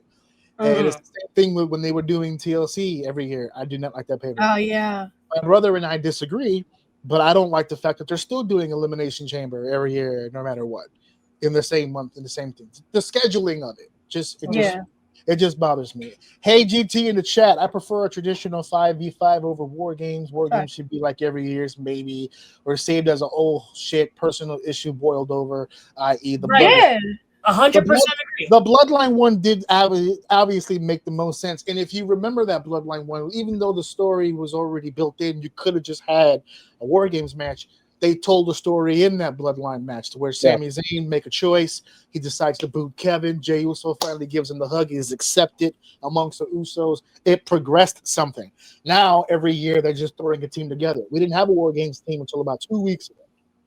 So it just is what it is. And if we're creating a War Games just to have the one, because we'll make it special, fuck it, we'll make the other one a regular 5-on-5, but we'll have the one. Yeah. I'm getting rid of the dudes in this situation before I get rid of the women, because at least with the women, they're the ones with the storyline. Right. I agree. Honestly, the women have been like working, bro. I can't emphasize that enough. Like, I don't say that, obviously, just because I'm a woman. But, like, if you really pay attention to their matches, like, they've really been doing their thing. And then, meanwhile, we have Brock Lesnar. And then, he wasn't. Hold on, you wasn't here for it. I got to show her. She wasn't here. Hold on. Oh, right. You missed that one. Sportskeeda solved it. We found out it was Sub-Zero. Sub-Zero had did it. He was the one responsible. He was there. He is the culprit. I don't know why Wyndham Hotel is calling my phone right now. You just see Heyman's there. Yeah, menacing, right? I think he has. Yeah, he's known for. He has something to do with it. He's managing Sub-Zero too. They're trying to get me to go on vacation. Fuck these people. I'm live right now, baby. Wyndham Vacations. So we're talking about it. It's a great place to start. Thank you for the transition, because I'm going to take us right now into the actual PLE for this Saturday. And there's only 4 matches. I do not know the order of the matches. I'm just going with my gut based on how I would do it in my head. I got 2 War Games matches, which means one of them starts, one of them ends. And I have the distinct feeling they ain't opening with Brock. So here we go. The women are up first. The women's War Games: Rhea Ripley, Io Sky, Alexa Bliss, Charlotte Flair, and AJ Lee. An all-star cast going against Nia Jax, Lash Legend, the Kabuki Warriors, and Becky Lynch. Not too shabby a team on the other side. I've made this case before in the past. I have some panelists now who probably haven't heard, so I'll repeat it for the start of this. Me and my brother were having the conversation. Based on everything we've seen over the last few months, you go back to Evolution, you go back to SummerSlam, you go back to WrestleMania. For 2025, in my opinion, this has been the year of the women's division. In my opinion, I've seen a ton of progress. I've seen a ton of improvement, not just from the main stars. Rhea Ripley has stepped up. The Kabuki Warriors have stepped up. Liv Morgan. I'm still not a Morgan fan, but you got to give credit where credit is due. She has stepped up. We've done this without the 4 horsewomen, without Bianca Belair. We have had new stars stepping up. Roxanne Perez, Raquel Rodriguez is back Chelsea on. Green. Chelsea Green. Chelsea Green, man. I'm not huge on Julia myself, but Julia has been making a mark on the main roster. Stephanie Vakora is now world's women's champion. We're seeing a renaissance take place. So the only reason this match is first, in my opinion, is because Lesnar and Roman Reigns are in the War Games. I don't think there's any other reason for it to be last. It's a matchup that doesn't have anybody invested in it. We'll get to that match when we get there. But to start off with the women's War Games match, this 5-on-5 in particular, in my opinion, might be the strongest women's War Games ever. This might be one of the most stacked ones in comparison to the others. I have one thing I don't want to see. And it's going to happen. But there's one I don't want to see. I don't need EO on top of the cage with a garbage can. Not for the 4th time. Not for the 4th I know you're going to see it at some point. I'm going to see it. No, you're going to see it. I'm going to do it. I think we'll see her and Kyrie up there. Yeah. One or the other. Listen, I'll take that. Flapjack from the top. Let's start with Liliana, ladies first, when it comes to the women's match. Let's start with you.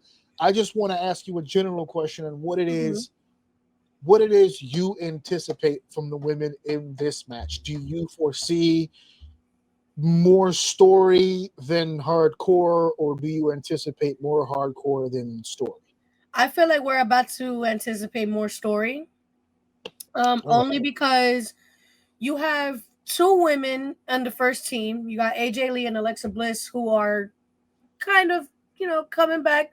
Charlotte, she comes back, but she kind of just gets right into it. So I'm not Hold on. Alexa's been back since January. I know. No, but listen to what she said, though, because she's making a point. Okay, go ahead. She hasn't really, she's been doing the whole tag team stuff. She's been laying low. As a man, I was premature. Continue. I apologize. It happens to the best of us, my friend. It wasn't my fault. The phone rang and it startled me. Continue. Shawn Michaels Cup. That's why. Oh no, he's not premature, honey. He's been hitting the right spot on that. Hey, yo, don't use honey. Hey, yo. Somebody call AJ's wife on speed dial. She gave me the cup, so relax. Hold on a second. And she said, "I'm not in the mood. Take this cup." For real. When Dave wasn't on the show for his sabbatical, my wife did 3 episodes in a row, and she kept calling herself the queen of support. So she's been very supportive. So go ahead, continue. I'm sorry, I cut you off from your. Nah, you good. So even though she has been back for X amount of time, I feel like it wasn't her full momentum coming back. Mhm. She was still getting her toes wet in the water type of thing. And now I feel like, okay, we're in Survivor Series. She's been back for almost a year. Now she can really show up and show out. So I feel like this is going to be her platform to do that. AJ, same thing. She hasn't been back for too long, and she's kind of been out the loop since she came back. But now this is her way of, let me show up and show out. Now, who are they going to delegate their storytelling with? That I don't know. Maybe we could do obviously we're gonna go with AJ and Becky. That's gonna probably they're gonna progress that somehow in some way. Heck yeah. And then you got Kabuki Warriors and Alexa and Charlotte. I like to see that tag team match, but then who are they gonna build? Rhea, Io, Naya, and Lash. Oh God, I hope they're not building for that. I would hope not, but I just have, considering how Loki has been, it's just kind of the predictability of it. We'll see. Dave, you were underwhelmed by AJ Lee's work at the WrestlePalooza pay-per-view, but you did, if I remember correctly, you gave her the benefit of the doubt. She'd been gone, I don't know, a decade. So I didn't. If I remember correctly, I didn't blame her. It was It was the overhype and the way that match played out. I don't think she 30 was minutes like wasn't the best. Been. 30 minutes wasn't her best showing. Yeah, it wasn't her best showing because 30 minutes probably wasn't the best idea for that match in general. That match is 10 minutes shorter. It might be a different story. But hardly agree. I wanted to ask Dave this question because when we were on the show and we were talking about her return, you had said you hadn't really seen a whole lot of AJ Lee in the past. You did your homework leading up to WrestlePalooza, but you really weren't too familiar with the work. You know of her, you know things that she had done, but you weren't too familiar. And I had hyped her to you by saying what I loved so much about AJ Lee back in the day is that she always seemed ahead of her time. She was great on the mic. She was a great wrestler. But she was in there with the divas. Mm-hmm. As now, she's Jurassic Park. She used to live 20 billion years ago. She now lives today with the humans. Okay? She's not stepping into the ring with divas on Saturday. She's stepping into the ring with 9 of some of the best goddamn female professional wrestlers on planet Earth. So do you suspect you'll see a better performance from AJ, or is this another situation of this probably isn't the best idea for AJ to be in this match? No, I think this is actually it has less opportunity to fail if I'm looking at AJ Lee specifically. Now, if she goes in there and botches and starts fucking hurting people and doing weird shit, that's a whole different conversation. But we're talking so many stars on here that are known to carry matches. So we can get the spotlight off of her. She can still work as long as her timing's gotten better, as long as she's in the right position and she's executing the spot she's supposed to be executing. There's no like I said, my complaint before was I don't think they took enough of the spotlight off of her. They overhyped her and then they high beamed her when she was not ready for that. This should be the opposite of that. There's so much more going on. It's very easy for her to fade in the back, step out to the spotlight, do a spot, do it successfully, fall back, and just kind of get her feet under her. So this should be a good opportunity for a better look. Yep. Now that's up to her. She going there hurting people and missing spots. I don't know what to say after that. In shape. It is what it is, but this should be a better opportunity. We don't need to. Ooh, Nia Jax and AJ Lee, keep those motherfuckers apart. This well said. For real. Lex, you have a very unique experience that I would like to play on for this particular match because normally when it comes to the War Games, there's always a conversation: who should win, the heels or the faces. And you, my friend, have a unique experience of being actually pretty good at both. I've seen you be a heel. I've seen you be a babyface. I worked against you when you were babyface, but I've seen your heel work. So I know that you have a pretty good grasp of both sides. If you were the agent, if you're putting this match together, who do you shine up and who do you put over? The heels are getting put over for me when it comes to this. The heels are getting put over. And that's not me just being biased because I like being a heel. I just think it adds more to every story afterwards. You got Becky Lynch and AJ Lee. I feel like Becky needs to get one up on AJ Lee just so I could want to see it again. I'm not gonna want to see it again. If AJ comes out victorious in this, I'm not gonna want to see it again. I think the heels are gonna walk away with the victory on Saturday. But who do you want Easily. to put the heels over? But are you having the heels win in a dominant fashion, or are you shining up the babies, but the heels are going to go over? Dominant fashion. Dominant. They need to go in there, and it just needs to be a car wreck of just Nia Jax, Lash Legend, all of them just completely obliterating the baby faces. That's what I want to see. I don't want to see a story. There's a story already built in. We already got it. The women are good. I don't want to see a story. I want to see the heels actually come up in this one and own the baby faces so that I have something that I want to watch next time. There you go. There you go. Back to the chat here. War Games is almost as bad as the bragging rights one for brand supremacy. Wow. That's an old, what's that, 08, 09? For fuck's sake. And that was a hard time to be a WWE fan. It do. A match like this definitely does protect AJ. I think that's why she's in it. You're probably not going to see her in there until the end. Probably not. For Yeah. the pop. Yeah, for the pop. Danny, you know, you've been watching this for a long time, and you've been a fan for as long as you've probably been alive. But when I asked you this question, I need you to dig deep into the wealth of knowledge. Get in there. Okay, really get in there. Okay, if you were in a situation, I'm going to take this off the screen. If you were in a situation to call this match, I don't mean in a situation like with Lex just now. I put him in the position of agent.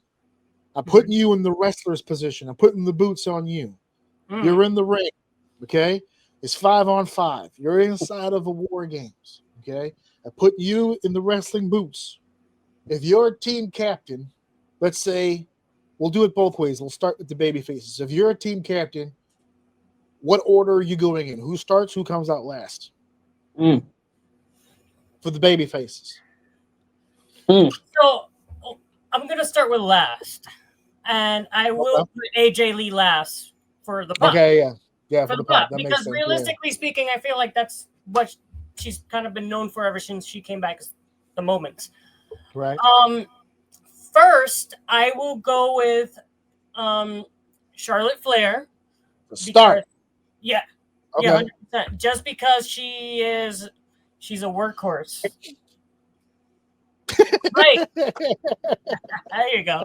And I feel like she can carry a lot of the match no matter who she's with. She's worked phenomenally with everyone.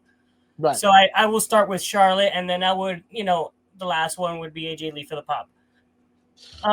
Who's 2, 3, and 4? Who's after Charlotte? After Charlotte, I would go with Alexa Bliss, her tag team partner. It kind of working together, that type of thing. I would go with Io Sky after that. And Rhea Ripley, because Rhea Ripley is Rhea Ripley. You booked it the same way I would have. Yeah, I like that order. And then you don't think that order is safe? I think it's safe. I think that order is gonna give you a pop every time that timer goes down. And I feel like pro wrestling's just predominantly moments and then everything else. Yeah, especially in the WWE. Predominantly in the WWE. Specifically in the WWE. Now, quickly give me the heels. What do you do with the heels? For the heels, I will start with Last Legend. Okay. And I would follow with the Kabuki Warriors, for that whole tag team thing. Right. Followed by Becky Lynch and ending with Nia Jax as the shit, you guys are all fucked. No, literally. This guy knows his shit. I'm telling you. This guy knows his shit. All right. So real quick, we'll go around the table. predictions. Which team will win? Who do you think wins the match? I think Lex kind of already gave it away, but we'll start with Lex. Make it official here. Who do you put over? Which team? I'm going with the heels. I'm going with the heels on this one. A giant car wreck. They're gonna eat the baby faces alive. That's what I want to see. That's what I think we're gonna see. Nom nom nom nom nom. Danny, who wins? Who do I want to win, or who do I think is going to win? Great question. Who do you think is going to win? The baby faces, because AJ Lee and Merch is like synonymous. And if she wins, that's not that. Hold on. You can make that same argument, but we got stats to show that's not the person selling the merch. On that very team. Not wrong. But I feel like that's where they're at. Yeah, I got you. It's like how everyone wanted John Cena to sell T-shirts, but CM Punk was the one selling them. That. Yeah, fair enough. What you gonna do? Liliana, who wins the match? Of course, my baby faces. You just alone, Charlotte Flair and Rhea Ripley. Come on. That's all she needs. That's all Nia I need. Jax on the other team. That just takes it away. So it's basically 4 on 5.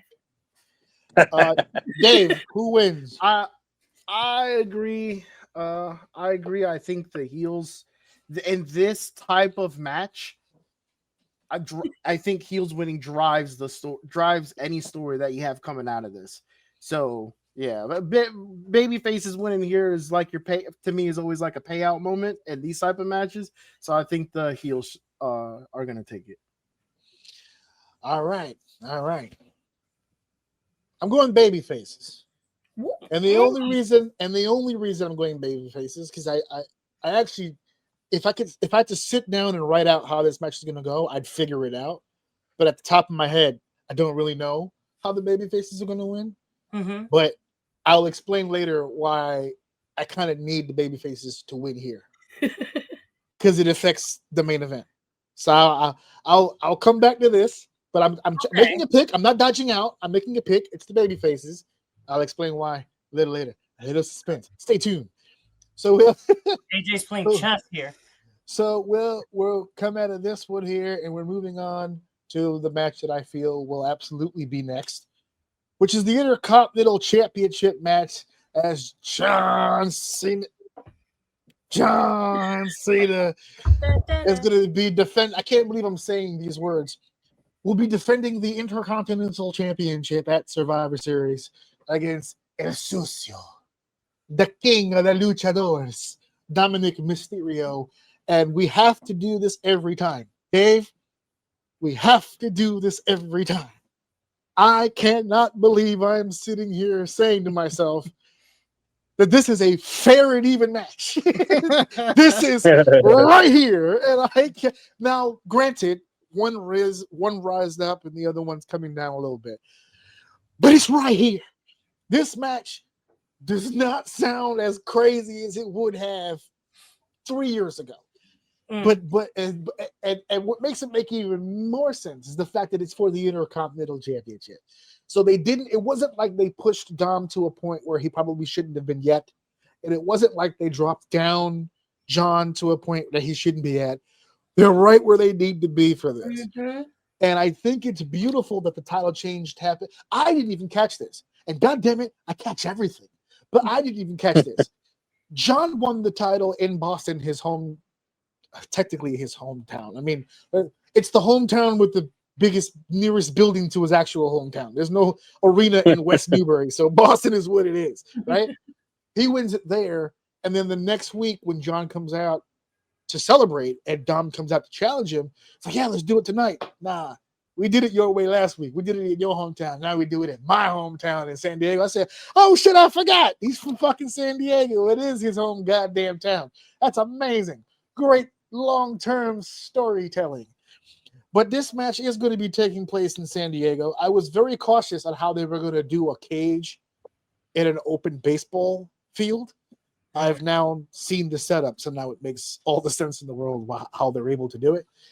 But we're defending a singles championship here between John Cena and Dominic Mysterio. Lex, we'll start with you. John Cena on Dominic Mysterio one-on-one.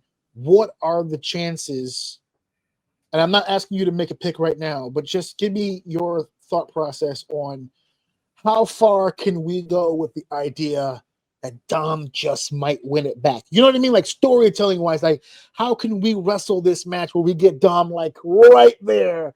It's already there. He's the hometown boy. It's already there. They're gonna go nuts when he Yeah, they're comes gonna go out. They're crazy for him. They're gonna go crazy for him. Literally. That might be the hottest match of the night. They're gonna go crazy for John. Is it a John Cena ECW moment? Will he have to come out with the belt up like this and the whole and they're punching him in the arm and stuff like that? If Cena wins, we riot in San Diego, baby. How crazy would it be if we see a Rey Mysterio heel turn? He comes out and helps his son, helps baby boy. Yeah, nah. That's how I'll book it. That would be the worst thing that they ever did, because the money right now is Dom and Ray for the title in AAA. Mm-hmm. So they're not. Oh yeah, that's gonna happen. I don't think they're gonna ruin that. That's where the money is. Now that Ray's healed and he's been blessed by the gods, and he's returned in to wear the spandex once again. I think yeah, but go ahead. Go ahead. Continue your point. No, the suspense builds itself. He's the hometown boy. It's already in your head. Like, all right, he's probably gonna win it back more than likely. But is he really? Is he? It's still that little bit of like, wait, John actually might. This is retirement tour, man. He can take this all the way. It's exciting. It's like you said, they're both. Because the other aspect of this match, what makes it crazy is, let's say John wasn't on his retirement tour. It would be completely plausible that Dom could win that title back in San Diego in front of that audience. Yeah. But it's not. And not only is it not the tournament, it's the second to last match he's ever going to have. So now it's like, that's why I mean by how close can we get them to buy into the idea that he just might win it? Because the only way that belt comes off is if he loses. They didn't set up a match to where, if he loses by DQ, he loses the belt so that he doesn't have to take. No. This is a straight up one-on-one match.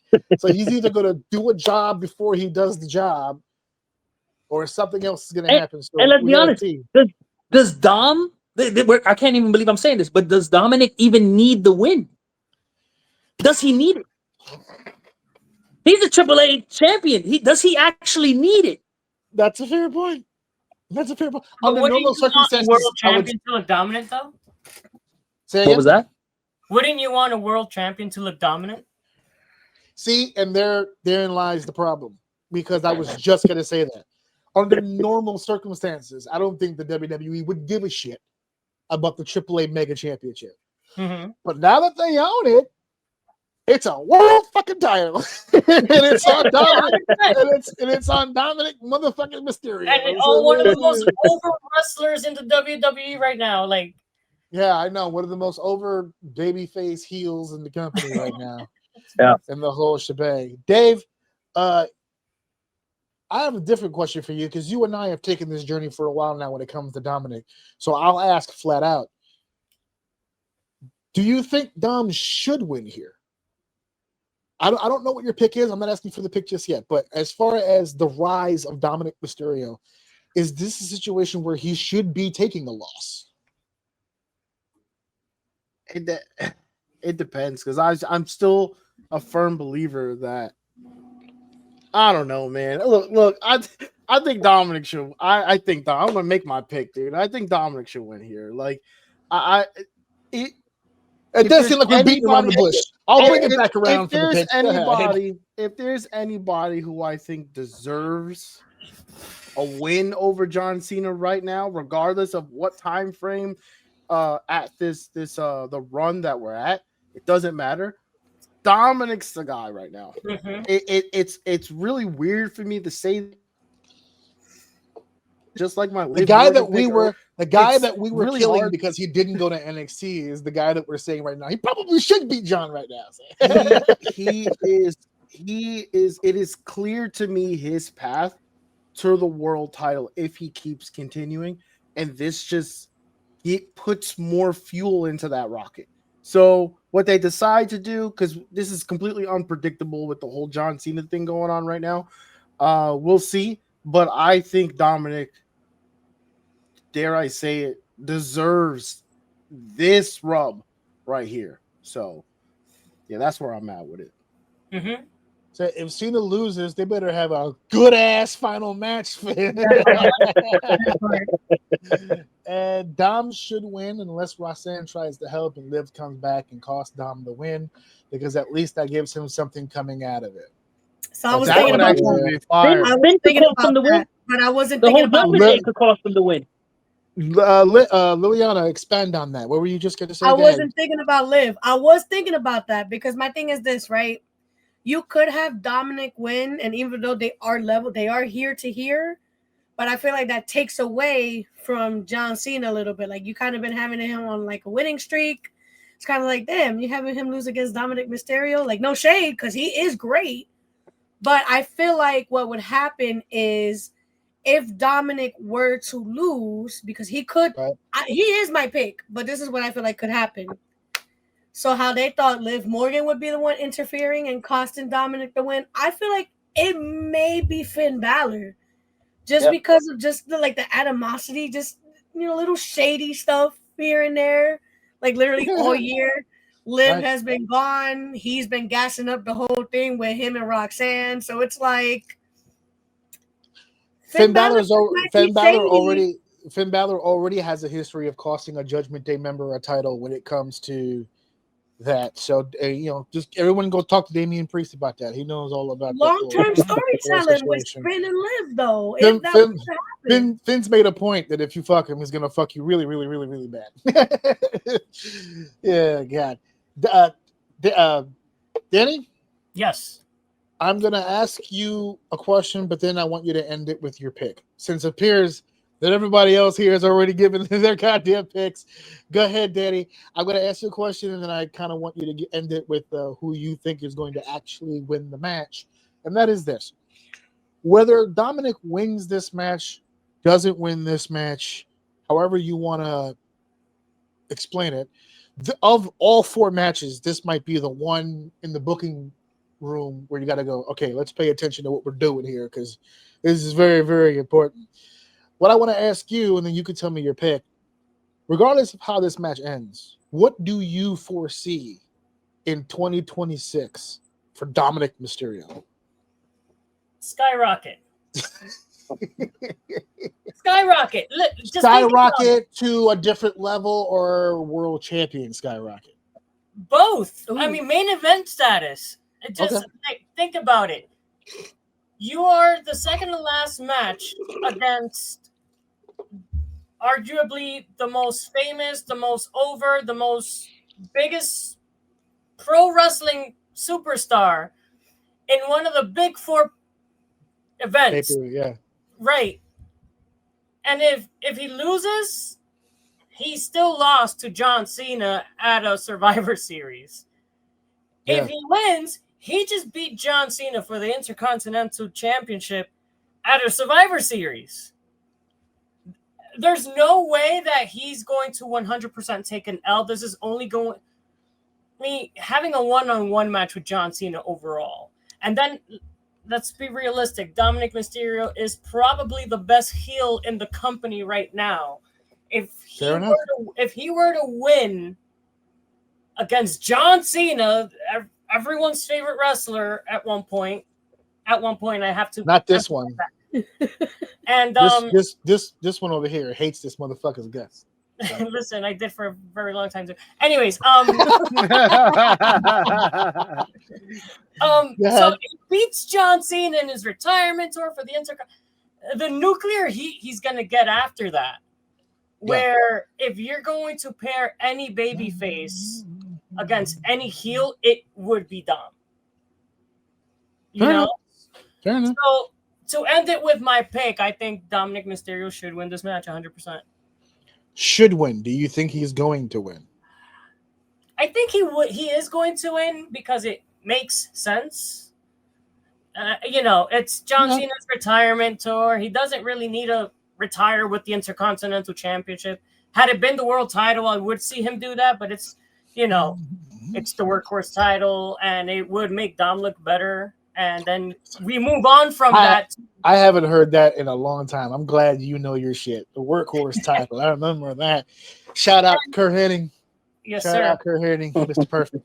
And then you move. We can and the Dominic Mysterio, John Cena story, and then to move on to the last match of John Cena's career, which I'm pretty sure has nothing to do with the Intercontinental title. So, fair enough. Our commentator is leaving. I got a jet for a meeting in a few.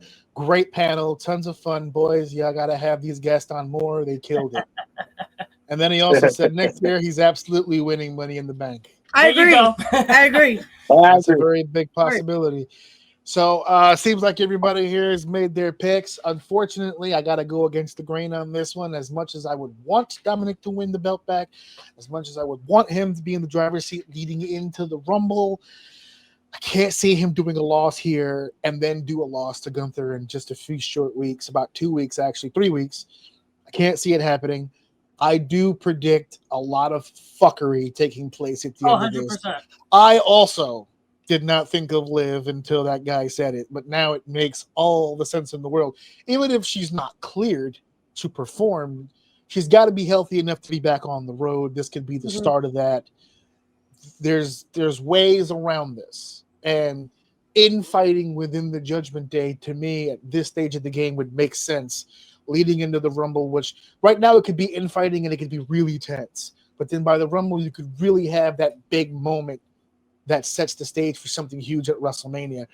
And not to take away from Dom, but somebody made a really good point to me just the other day. It wasn't online. It was an actual friend. I have those.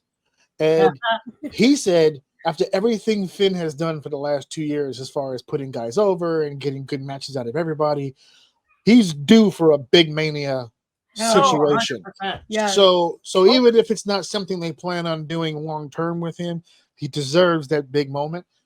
It could be a built-up Finn Balor, Dominic Mysterio. I don't know. We'll see. There could be something there to build upon. We'll see how the storytelling goes. So unfortunately, I do have to pick John. I got no problem with John, but I just don't think he does the job before he does the job, which would mean that it's probably going to be Gunther winning the IC title again, which would be a step down for him. That was going to be my next point, because if it's for the title, that's a problem. No, but if I'm Gunther, that's a reverse push. But the beauty of Gunther is, regardless of what's around his waist, he's going to be the dominant figure. So if you still have Punk as the world champion and you have plans for Punk, because let's face it, Punk is 80 years old at this point. And so, like, you're going to get as much money out of him as you can. You've got this guy in the wing staying warm. You got him in the bullpen ready to relieve him at any moment. And why not? I made this joke to my wife at SummerSlam because I had said it and then commentary had said it. I think they ran the numbers. About 83% of Gunther's WWE career, which has been the last 5 or 6 years, he's held a championship. He's been a champion for well over 80% of his WWE career. So this is just another notch on the belt for him, but it's supposed to lead to bigger and better things. So we'll see. Our next match, which should be quick for us, but maybe Lex will take his time with this one. But it's the WWE World's Women's Championship match: Stephanie Vaquer versus Nikki Bella. I don't mind so much the match taking place. I mean, I don't like it, but I don't mind it considering what's at stake here. Can we not give Nikki's pretty? Let's just look at Nikki. I don't need to hear Nikki. I don't need to really. There's no need. And Stephanie is even better looking to look at. And she tries. At least she's got the accent issue and the language barrier. Nikki was born in Arizona, so I don't know what her issue is with promos. and my brother hit it on the fucking head. I don't think people would look that harsh at her if you didn't have Hall of Famer in the lower third. I think the expectation would be a lot lighter on her if it didn't fucking say Hall of Famer at the bottom. Because we all lived through that era. Some of us in this room didn't watch as much of it as some of the other ones did. But we all lived through that era. I never once sat there and said, she's a future Hall of Famer this month. 100% agree. Word. I've never looked at the Bellas once and went, you know what? Dusty Rhodes, Harley Race, Bret the Hitman Hart, Bret the Hitman, Ric Flair, The Undertaker, Nikki and Brie Bella. It's right there at the top of the goddamn list. And even if you want to eliminate the men because I'm just being an asshole, fair enough. Moolah, Mae Young, Mildred Burke, Trish Stratus, Lita, Mickey James. You can go to China, Beth Phoenix, Nikki and Brie Bella. Don't laugh. But here's the funny. But here's why we shouldn't laugh. Because you know why we shouldn't laugh at the Bellas? Because standing next to the Bellas, and this is official now, remember this, Tori Wilson, Stacy Keibler. Okay. What was the other one they just did? Tori Wilson, Stacy Keibler. I'm missing one. That was also like, Michelle McCool. Yeah, I forgot about that. Yeah. Most people It's did. like, hey, point taken. I got all about it. It's like, that's the Oh, joke. God, Like, that's what it who is. was the Hall of Famer again? Was I the can't one remember. a breath smelled like brimstone, death, and dick. Oh, it was Michelle McCool. That's Michelle the one. McCool. Yeah, That's the one who it was. So totally we can't. not because she's who her husband is. No, we can't. Yeah, it wasn't nepotism at all. So it was her athletic ability and that faith breaker she used all the time. And that half championship she had. She's a 5-star employee. Damn, it turned into a Stop. McCool Cooks ass. Oh, I don't know if you've been paying attention. I'm cooking all these bitches. I can't do this shit anymore. For the record, I have respect for all of them. They took the bumps, they were on the road, but let's be fucking real. If Nikki Bella was not paying alimony, would she fucking be here? The answer is fucking no. No. Okay, No. she was already in a bad spot when her stepfather got caught up. And what I could only assume, Dave, remember we talked about it, was it reverse rape? I don't understand how that works. He was. Wait, what did we talk about? Remember John Laurinaitis in the hotel room? He didn't want to put his pee-pee in her, but Vince made me. Vince made me put my pee-pee in her. I didn't want to do it. Vince said, you got to do it. I'm doing my Trump now. He said, you got to do it. I didn't want to do it, but he told me I had to do it. And the Bellas stayed away from this shit for mad long. One of the other Bella is over at AEW just hanging out with her husband. Chilling. Yeah. Chilling. Because, her She'll be marriage back worked. soon too. She'll be back. Well, that depends. Because the hubby's making some crazy money doing jack shit of nothing over there. Doing jack shit of nothing. Being very disappointed in commentary, apparently. Yeah. Lots of yelling. Loud noises. That's not supposed to happen. So, as I told my wife, we're here today to discuss the second hottest Stephanie I've ever seen in my life and her role as the women's world champion. Now, Danny, I'll start with you. You had made mention of being really big on Julia. Yes. Will and I have not had a chance to talk about this because who the fuck in passing just goes, that Julia chick. So now that we're in the right setting, I'm not huge on her. Now, I will give you great in the ring, phenomenal wrestler. Just as a package deal, I don't get it. I don't understand. I don't understand the hype. Stephanie has a lot of hype. I don't feel she's all that different from Julia, to be honest, as far as the personality, as the kids call it, aura farming, right? With the fucking entrance and the whole shebang and yada, yada, yada. And the culito for days. We get it. We get it. We understand. Have But you seen her face plant on the mat? Stephanie? She doesn't stop moving. Oh, yeah. Oh, my goodness. She doesn't stop moving, even laying down. That devil's, yeah, well, they tend to squirm a lot. But that's a conversation for another, again, for the Patreon, right? Yes. So Danny, I will refer to your expertise here because I would assume, I'll ask, but I assume you have a knowledge of these two women pre-WWE. Yes. And I'll admit that's why I'm a fan. Fair. This is why I'm giving you this particular question, right? Do you see, and we'll leave Julie out of this, I was just making a comparison. We'll stick into Stephanie here. Do you see a dramatic difference? Do you see a WWEing, so to speak, of Stephanie? Yeah. You've seen her before. Do you see a huge difference between previous Stephanie and current Stephanie?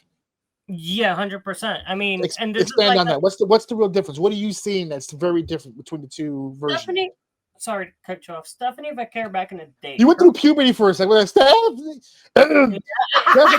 Listen, I have a very nasal voice that I'm very proud of. I asked you to talk about another hot Latina, so I thought she squeezed you underneath the camera and she's like, "Be nice, motherfucker." Nah, just for camera purposes. Yeah, no. Twice if I'm in danger. No, excuse her. Yeah. To answer your question, yes, I feel like overall, and it's not just Stephanie, like when you look at the pro wrestling, the in-ring work of anybody, well, not anybody, for a good chunk of the talent pre-WWE, the wrestling is up here. Okay. And we can talk Generico, we can talk about Penta, Liz goes on and on. Right. Stephanie Vaquer's work in CMLL was amazing. And I feel like that's why I became a fan. And I, seeing her come to the WWE, excited because, that's another. But I also expected, though, for lack of a better term, the watering down of the moveset. And, of course, like how you had mentioned before, the presentation was what changed also, where elsewhere she was just there to give you a phenomenal match. Now they have to present you this character in the WWE. Right. Where the in-ring work is not so over the top, and it's more about the presentation. And unfortunately, that comes with the promo that obviously because of the language barrier she struggles with, where she didn't really, there was not, if you watch CMLL, nobody's a good talker. No one's over in CMLL because of their mic skills, And I feel like that's what kind of hurt her a little bit in the WWE. Why people like, the casual viewer aren't as big as they should be. If she wasn't hot, she wouldn't be as over as she is. That's just me being bluntly honest. She's pretending that she's on her phone for a reason. I was reading this old group chat. I was being a good student, okay? Okay. There you go. So back to Stephanie's ass. Go ahead. Yes. Yeah. Bro, let me put my hands up before he says that I'm attacking. So I feel that that's where the difference is. And I feel like if for anyone that hasn't seen her stuff before the WWE, definitely look it up. Some of the best matches. So yeah, that's to answer your question. Those are the differences in my opinion. Lex, before I ask you this question, I gotta say your forearms look amazing in the shot right now. I don't know if you're doing that on purpose or not. Yeah. I'm not sure if you were doing that on purpose. I said I was gonna come in here shirtless earlier. I said it. I should have did. He just came out here looking like a Sasquatch soap commercial. Just look at me, I'm sprawling outside. I smell like a goddamn forest right now, son. Look at me. Oh God. I'll ask you the question because Danny just popped something into my head that is beautiful, because aside from myself, you being an in-ring worker, I have to ask you the one question that I argue with so many people who bring up that point that Danny just brought up, which is the watering of the moveset, right? So, like, for instance, as an example, if you're an independent wrestler, or even if you are signed, but it's very few dates and it's not exclusive contracts, you can move around. You get paid per diem. You get paid per event. You get paid per show. For the most part, you don't have a set contract unless you're on television or with a major promotion. When you have, this is the way that I always think about it. I want to get your perspective. When you have a move set, or you're trying to get your name out there, and you're balling, you're doing 10, 11, 12 moves a match. You're just going nuts and just balling and and you get that attention. Then you get the attention, and the people who are paying your salary now goes, phenomenal. Now divide that bitch by 3 and come on my television show. and the reason why I always give, and you and I have done tapings and TV before, so we have a little bit of an understanding on why that happens the most, and that's what I always tell people is frequency, right? Mm-hmm. When you're an independent performer, Saturdays, Sundays, some Fridays, there might be some shop-ins in between if you got that one ballsy promoter who just doesn't give a fuck about school days, and that happens in the middle. But to go from that to the WWE that does 3 or 4 shows, 5 shows a week, maybe less, maybe more, depending on the year. There's only but this is how I always phrase it. Maybe you can agree or disagree. There's only but so many Tiger drivers I want to take in a week, right? Like just for the sake of, let's just say, your body. Let's just say that we all agree that I'm a human being and my bones are the same as fucking yours, right? And I only want to take, I don't know, let's limit it to about 4 or 5 Canadian destroyers for 1 week, right? Let's say I want to tone it the fuck down for a little bit. Maybe I want the C4 voter rate to stay where it is for the long term. You know what I'm saying? So 100%. As a wrestler, when you hear, and I'm not throwing any shade toward Danny because I understand the thought process. You get used to. So yeah, not to cut you off. Yeah, I get it too. I feel like those are the differences. No, but I was just going to get to that because what happens is that when it's like finding a restaurant that serves your favorite meal. Mm-hmm. So you go back to eat your meal whenever you want to eat it. You come back. I'm in the mood for steak. You eat the steak and you love it every time you get it. Right portion, right sides, every single time. And then you do it again and you do it again and you're enjoying it every single time. And then all of a sudden, out of nowhere, it's a new chef or a new owner or something shifts. And now that steak ain't hitting the way that it's hitting.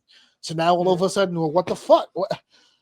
What's happening here? I come here all the time. The steak's not what it is.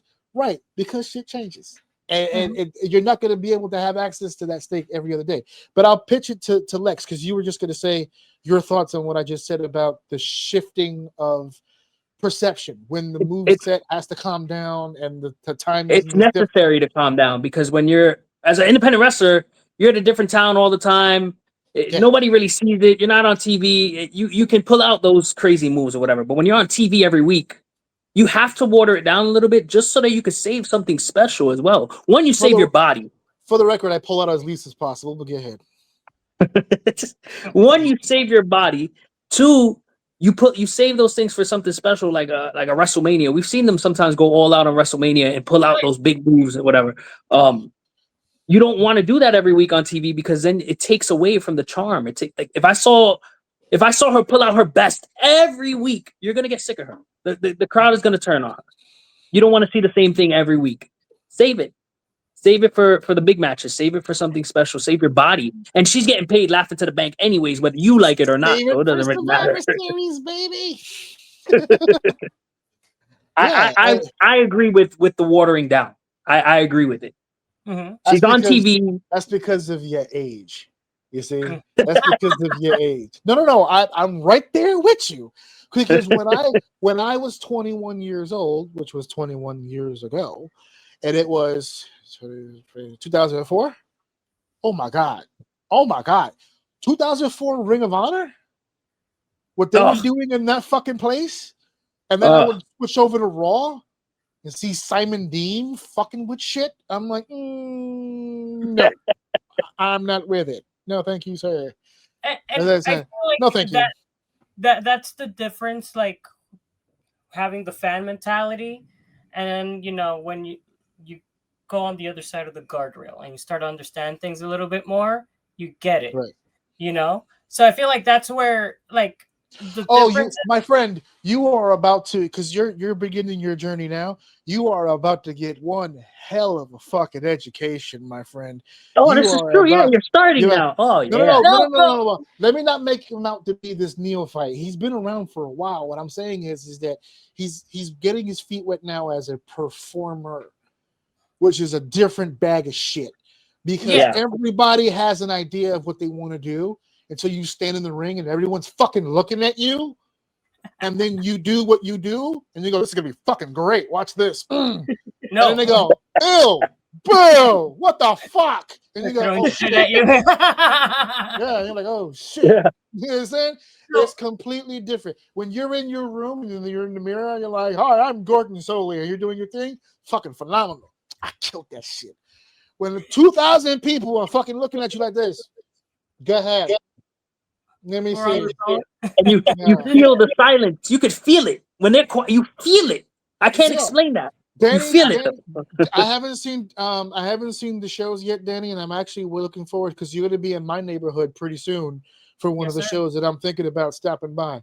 It's because I want you to feel the pressure, and I want you to know I'm judging the fuck out of you every time you do something. I expect nothing So, less. No pressure. No But pressure. no, all the pressure in the world. Please don't fuck Yeah. it up. So I want you to.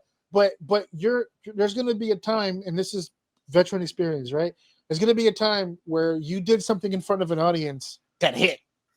Mhm. And you're like, oh, well, shit, that's dope. That's dope. That was dope. Okay, let me keep that. And then you're going to go to the next town or maybe even the next borough. And you're going to do it. And you're going to be like, all right. And it's And you're funny going to be that like, fuck. And your asshole's going to be so tight, bro. It's going to be so tight, bro. You're going to be so fun. You're going to be like that dude from Workaholics. I was so scared. You're gonna be like, maybe I should water it down today. Maybe I should water it down today. Well, it's funny that you mentioned that too, because it's not only is it's got a completely polar opposite crowd. Yeah.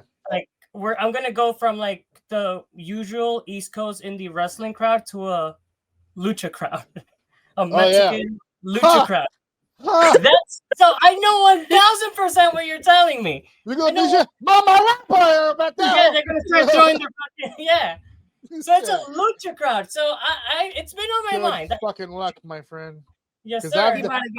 I've done lucha as an English speaking announcer. I don't know Spanish, so I got fucking raked over the goddamn coals. I had to announce people in kilos. What the fuck is that? Who fucking knows? What am I, European? I don't fucking know what that is. Anyway, that's how much we give a shit about this match. We're talking about Danny's career. So let's go. let's real quick. Let's just go around. Liliana, your pick for the match. Who wins? Of course, Stephanie. Stephanie. Danny. We know Stephanie's gonna win. Of course. Lex. Nikki Bella. Dave, pick. Be edgy, bro. I don't feel like trolling. We'll go with Stephanie. I'm also going with Stephanie. Let's move on to our main event as we close up our show very, very soon. We're in the men's war game match. CM Punk, Cody Rhodes, the Usos, and Roman Reigns versus Braun Breaker, Bronson Reed, Logan Paul, Drew McIntyre, and Brock Lesnar. Now, Dave, we are in the men's war game portion of our show. We have a mixed mosh here of all kinds of weird shit happening. We've got two. Excuse me. Hello. I think it sounds worse when I'm mic'd. Because that over here was a baby sneeze, but I'm sure here it sounded like the voice of God. That was a full-blown sneeze. It's like it's time. It was as if Jesus himself had farted in the microphone. Anyway, we have two world champions on the same exact fucking team. CM Punk and Cody Rhodes. We have the Usos and Roman Reigns on the babyface side. Then we have got our heel team of a bunch of people who don't even want to be on the same fucking team. We talked before, Dave, about the women and their storyline. The storyline for the women kind of forced continuity. It's almost as if their storyline embraced the ideology that they were going to be together as a team.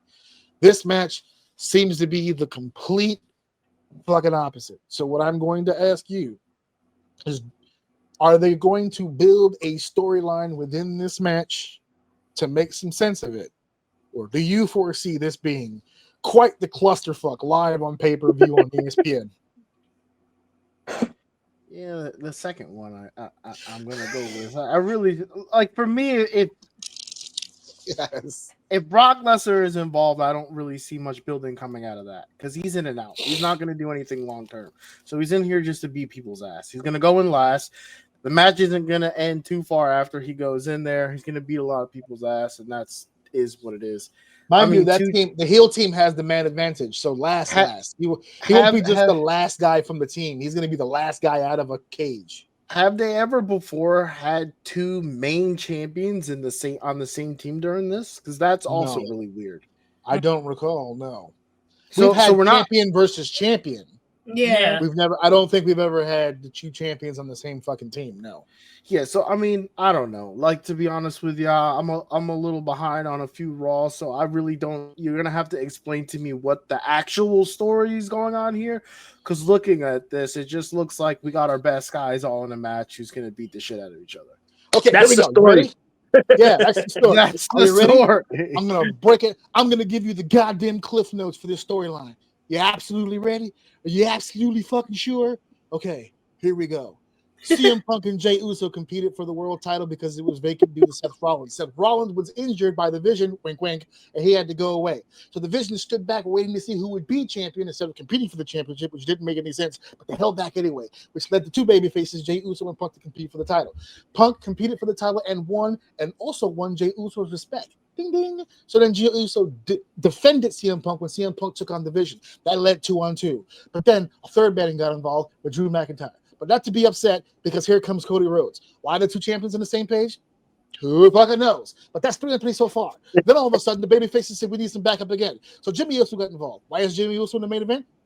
Who the fuck knows? But that's okay, because then we slid over to Logan Paul, who got involved when Punk was actually going against the Vision, but then Punk decided to trust Logan Paul for a second, which was his mistake. And then Logan Paul took a pair of brass knuckles, like he was going to punch the Bron Bronze in the face, but he didn't punch the Bron Bronze in the face. He punched Punk in the face, which made him on the other team, which made it 4-on-4. And they could have left it there because that's what the storyline dictated. But fuck all be all, we need 5. So out of nowhere, made a phone call to Pensacola, Florida, and Roman Reigns showed up with his tattoo and a long sleeve shirt. Don't know why, probably a tattoo, probably diabetics, but it doesn't matter because here comes the urine man himself, Brock Lesnar. Now it's 5-on-5. And that's what happened last week. Then this week, Roman Reigns challenges both champions for no reason at all whatsoever, leading up to Survivor Series, and Brock Lesnar busts his ass. Boom, go.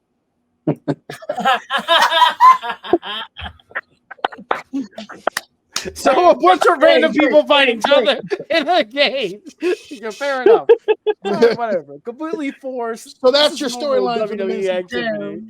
Spark. By the way, all that I just gave you was about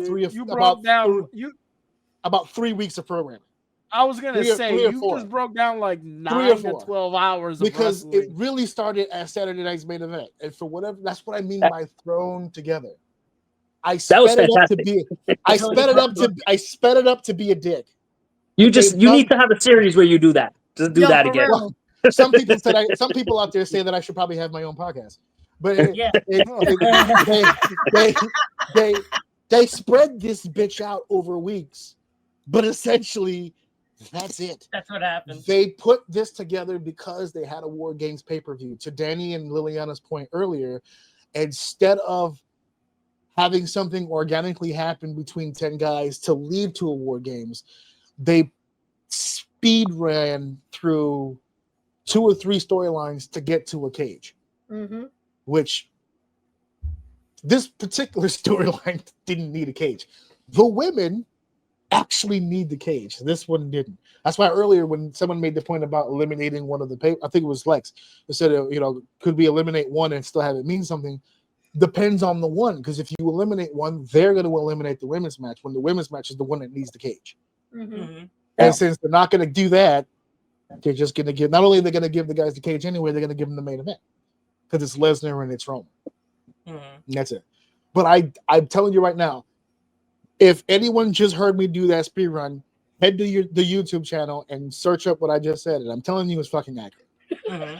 I'm telling you it's fucking accurate. I was being a dick just now saying it at the speed that I said it. Plus, Shawn Michaels juice. But it got there. It got there. Crazy. That's wild behavior, AJ. But it got there. So I go to Liliana now when I ask you, because I asked you earlier for the women's War Games. I will now stay consistent and ask you for the men's War Games, specifically just the storyline that I just brought up, how there really isn't much of a storyline. You had made mention when you were talking about the women's War Games that you can see certain things happening in the cage that will splinter off to after the cage. Mm-hmm. Do you foresee something like that happening in the men's? where do you see this match splintering off after? So I feel like they are gonna build off of the men that they have here. Right. Now, what they're gonna build, I truly don't know. Because it's gonna be interesting. Because it's like homie said, Brock Lesnar's in and out.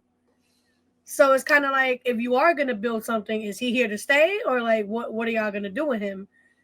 Now, Breaker, they've been building him up like, who? Like he's some shit, right? Yeah. And then, Danny just took my damn mangoes. Don't do that shit to an Hispanic woman. Bronson Reed, man, ever since he's come back, it's just. Pew. If I had a kink, it would be hot Spanish women. I'm telling you right now. That's why I've been married to one for 22 years. I can't get enough. He's still here after like over a year. I'm just like, really? Not for nothing, but I might be the only one in the room that gets the vibe, but y'all are the most adorable fucking couple that could ever of all fucking time. I love the two of you guys together. Award, bro. You guys have a lot of. Let me tell you something. As somebody who's been doing this for 22 straight consecutive fucking years with the same goddamn person, it's a hell of a ride.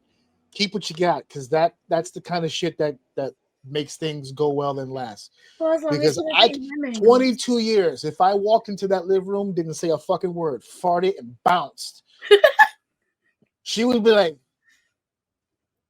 "The fuck, bro?" Like that, and then go back to watching her fucking telenovela, whatever the fuck she's watching. She's heavy. I don't want to snitch, but she's been really into K-dramas recently. So now when I walk like through the living room, because I just know she got a green app on her phone for Korean telenovelas, bro. No, that's the thing. She only really watches because she doesn't go looking for them. But she'll be bored. She'll go through Netflix, and all of a sudden she finds one. And okay, and she just kind of watches it. And then I walk in the living room to ask her something, and she goes, "Ha! We listen, and we don't judge." Thank you. She understands. I was like, "All right." I need someone else to get with the program. Just so you're really aware, just so you are aware. You have been with a Chinese man for forever, so don't get your Asians mixed up, okay? You can watch the Koreans, but you are in a Chinese household. Just remember that, and don't lose sight, okay? There you go. So, Lex, let's come to you for just a second. You gave it to the heels earlier in the show. You sticking with that? You still got the heels? I'm sticking with the heels. Double heel wins at Survivor Series. This is a heel night. This is a heel night. We're living in a TKO universe. You know, Vince McMahon would have never. He would never have allowed this. And this is why my brain's fucked up. Because I don't know how the baby faces earlier are going to win. But spoiler alert, I need the heels to win this one too. I need the heels to win this one. I actually agree too, honestly. I'm actually with the heels on this one too. I have my own weird theory about it though. We'll get to you in a second, but the storylines that Liliana was just mentioning about how this will splinter off into other feuds and programs, I think relies on the heels going over on this. For the same reason, Lex, that you mentioned earlier, I need something to latch onto. If the baby faces keep pulling that out, then there's no resistance there. I think that theory plays out better here than in the women. The women I could take either or. The women I could take either or because I feel like those storylines are just now getting underway. Mm-hmm. This is Mania season right here for a lot of these headliners that are in this match, which is another reason why I feel like they're going last. I predict something humongous happening on this show at the end because of the scenario. We're in a big ass stadium. We've got 2 cages. That look, that vibe that we're going to see on camera is going to be fucking amazing. 40,000 people, 2 rings, 2 fucking cages. We're talking huge fucking business. This is going to be fucking amazing to look at aesthetically. So I predict at the end they'll do something tremendous. But I don't know what it is. I won't go on a limb.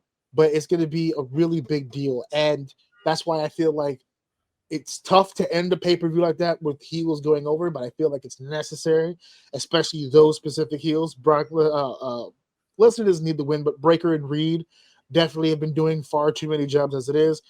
Logan Paul, regardless of how you feel about him, I feel like they're going to do something with him, especially now that we're heading into the Royal Rumble and into WrestleMania season. And with Drew McIntyre, fuck Dave, we've been doing this. You shot at me for giving up on LA Knight. Where are you with Drew at this point? Because you've got to have fatigue. You've got to be. You're still on the bandwagon for Drew McIntyre at this goddamn point. Nah, I don't think they are. Because they're trying to talk me out of it. I've been trying to get this guy a goddamn world title since the pandemic, and they just keep talking my ass out of it. If I was Drew McIntyre, I'd be pulling my robe up. Bitch, you just used me? What the fuck? Drew needs this win more than anybody in the match. I was the champion at a time where a cough would kill you, bitch. A cough would kill you. And I was the champion. And now we're all breathing COVID-free air. And we got to push Logan Paul now. What the fuck? And TKO for that. Word. And I was the guy who was the most vocal. That first WrestleMania after the pandemic, the one in 37, the one that was in Florida. I went to that, but I went to night 2. Lashley and McIntyre for the world title, the WWE title, was on night 1. That was the opener that year. And I had said, based on the positioning of where Lashley and McIntyre were at the time, I said, you know what? McIntyre's had the whole last year. We're trying to make Lashley at this point as another main event star that we need right now. If Drew McIntyre is smart, he does the job here, puts over Lashley. We build toward the future. He did it. I didn't know he'd still be doing the fucking job. That wasn't part of my plan. I didn't say all that shit. God damn. Of the list, Dave, of the two, McIntyre and Knight, who's gonna have the bigger 2026? Unfortunately, the way it's going right now, McIntyre. Because you can say what you want about McIntyre taking L's. Why is that unfortunate? Because I think at this point, if we're talking if we're talking both of these guys, I think they should do a switch. Because again, I think the pseudo looking push is on Drew because he's still around a certain type of player, whereas LA Knight is not. They need to flip it and see if it changes something, because right now Drew is feuding with the CM Punks, with the Usos, with the Cody Rhodes. LA Knight's not getting that setup. So if we do a little switch here, maybe we could see something different. And who knows? Unfortunately, I think they might end up in the same situation because I think the stars around them right now, I think there's just too many people to push. And they just kind of take the back burner right now. They need to change his name back to Dupree. That's why. Yeah. They said, but one of my friends said, "Hey, it's working out." One of my friends friends said, hear me out though. Hear me out. They're gonna have Paul Heyman on the side, right? What if their little build-up for LA Knight is gonna be in this? So since they got Paul Heyman on the side, right? What if LA Knight comes out on the side? Well, Heyman is a big. How y'all gonna intertwine this? How y'all gonna make this work? What if LA Knight stood home? That's funny. One of my buddies said that LA Knight needs to take a break. LA Knight needs to take a break and come back and change his name to LA Fatu, and he'll get a push. 100%. Yeah. It's just me, Oos. Yeah. Absolutely. Didn't Drew make a comment like that recently on Twitter that like if you're in the Fatu family, you're automatically in? He did. Hey, brother. Hey, look. Don't hate the player, man. Hate the game. It is what it is, baby. Drew on social media is unhinged, and I love it. Untouchable. I love it. That's why he'll always stay relevant. Mm-hmm. He's figured out the social media game. Yeah, exactly. Yeah. He ain't going nowhere. He even goes after the social media team, like not even wrestlers. Like when WWE starts posting shit, he's like, "What the fuck is this? Lame ass post. Just thumbs down on this post." Whoa. Or those times where Drew McIntyre used to come out to drive to leave the arena, all the fans out, and he plays cult of personality for the fans as he waves. Oh man, yo, that's great stuff. Denny. Yes, sir. Who do you have winning the men's war games? The heels, and I have a weird theory on it. I know that's why I'm giving it to you. Go ahead. What's your weird theory on it? All right, so we all saw Roman Reigns basically challenge Punk and Rhodes, right? We saw it. I feel that there's going to be a heel turn there. Might be onto something. Go ahead. So Roman Reigns is going to cost his team the match. He about to get nuclear heat if that's the case. And think about it. That's going to build up to whoever he wants to go after as champion. Because he is in the end. His best run was as a heel. So, well, now I'm going to put you on the spot. Who does he fuck over, Punk or Cody? I think Cody makes more sense. I mean, they're on the same team. It would be both of them regardless. No, but he's only going to challenge one. For Cody Rhodes after the match for his title. Maybe he challenges both of them. He's greedy. He's Roman Reigns. He walked around with 3 belts before. But I feel like it's going to be one of those things where Cody beat him for the title, so he wants the revenge. You know what? To be fair, if they go that route, I see it going the way that you're saying, where Roman chooses CM Punk, but I also see Cody getting upset by that and turn this into a triangle, because I still don't forget the look on Cody's face and the energy that Cody had when Roman had came back for the first time after that Mania, and for some reason at that point, I felt like Cody was going to make a turn. Like it felt like he was going heel there, and it just completely disappeared. They never really talked about it again, and I think Cody still holds that. So if they do kind of go the way that you're saying, I do see Roman picking Punk, but I see that pissing off Cody. Imagine all that pushing that The Rock did to try to turn Cody heel, and they said, and now The Rock went away, and they go, right now. That would actually, to be fair, what Danny said would make a good reason why we have both champions on the same team, because that to me still is the craziest thing to see. So that would actually make really good sense to why they would. I also think it's the perfect reason. I also think it's the perfect reason to put the heels over, because now it opens up a lot of avenues for any of those 5. If you look at that list of the heels, Lesnar, McIntyre, Logan Paul, Bronson Reed, Braun Breaker, I can see any of those 5 challenging for the world title in the next 100% agree. I feel like they're about to try to put Drew and Punk. If you're going to have Roman choosing Cody, that's the only matchup I might stay away from, Punk and Drew, considering they did that year-long feud like not too long ago, and it's still fresh. But it wasn't for a title. It was not for a title. You're absolutely right, and not for nothing, guaranteed banger. But it's just something different. I don't know, just to keep it fresh. I'm not saying we never do it again, but man, that was an unhinged. It was great. Couple of months. How do you do a 10-month program and only have 3 matches in 10 months? It's insane. Is that for the first 3 or 4 you didn't touch, and it was still Jesus Christ. Well, he came out of AEW a fucking ball of fire. He's like, I'm gonna prove this shit. Watch this shit. Watch this shit. Oh, I'm a piece of shit. Oh, I'm a cancer. Watch this shit. So we about to blow this whole fucking place apart. And then to segue from fucking Drew to fucking Seth. Oh, number one draft. So, Dave, did you give a pick for who's gonna win? If not, again, I'm gonna go with the heels on this. Strictly, I think everyone's on strictly the same page, and only because Brock Lesnar is on that team.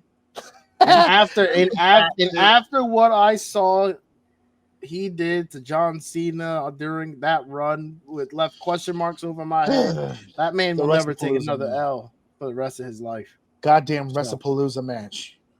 Fucking hell. And he saw the memes all day today. He's going in that Saturday. He's like, I'm really gonna fuck him up. You know what's funny? I wouldn't be surprised if he didn't. Because I don't think he gets much internet access in the fucking wilderness where he lives. Then I don't fucking want to be next to the guy when he does. Oh my God. The only time he probably could have seen it on that flight back to Saskatchewan.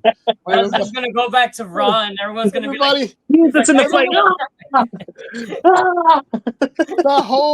that whole plane ride back to Saskatchewan, everyone's gonna be looking at him like, "Bro, is that you, bro? Like, is that you, bro? Like." Nobody noticed how Bronson Reed had to go like this. Logan Paul started shaking his hair.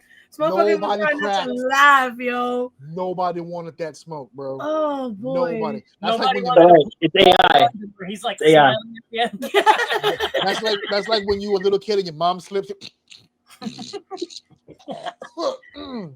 You all right? You all right? You good? So yeah, everyone was just waiting to see how he was going to react. Meanwhile, he went to the back. Hey guys, for everybody who did chuckle, receipts on Saturday. Receipts on Saturday. Who's got receipts on Saturday? Who's going to You got Suplex in City? that five. Versus, who You is got it? in Yeah, that five. yeah. German for you. A German for you. A German for you. Referee. I saw you talking shit. Anyway, that is the end of our show. That is the end of our Survivor Series talk. We talked about the card. We did our draft, which was absolutely awesome. I'm going to be putting up our teams on our social media and tagging you guys so that everybody gets a chance to vote to see who they feel had the absolute best team or most well-rounded or whatever. They can have a chance to voice their opinions there. This has been the 2025 Survivor Series talk. Once again, I've got my boy here, Lex. I've been interrupting your whole evening, my guy. That's my bad. Anything that you want to plug, push, anything you got going on in the show, social media, you want to let the world know where they can follow you, where they can come see you? Social media, official Lex G. Anything I got going on, I'm gonna post there. I've been heavily into the Subway Mania stuff now, so if you want to catch a Subway Mania show, you just DM me and I'll try and get the location out there. It's tough because we're getting a bunch of people, but definitely try and catch a Subway Mania show when you can because they're very unpredictable. You notice I said that at the beginning of the show, and then we're talking about it at the end. I wanted the people to judge you on your merit, my guy. What you got going? He's the Subway guy, sure. That Subway guy. Wait, no, no,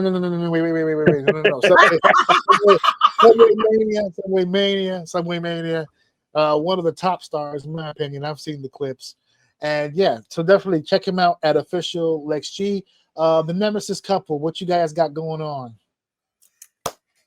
You want to go first or? Tune in January 2026. We got our first official Battle Club Pro show. Be on the lookout for that. Oh, nice. Follow me. You already know. _ Pierce the Siren.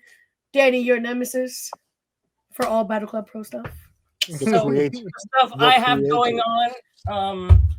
The next show I'm gonna be doing Spanish in-ring announcing for the very first time at MWC in Brooklyn, Tulum nightclub on December 13th, and then January 25th, like how she said, we will be doing the first Battle Club Pro show of the year, and it's called Welcome to New York City.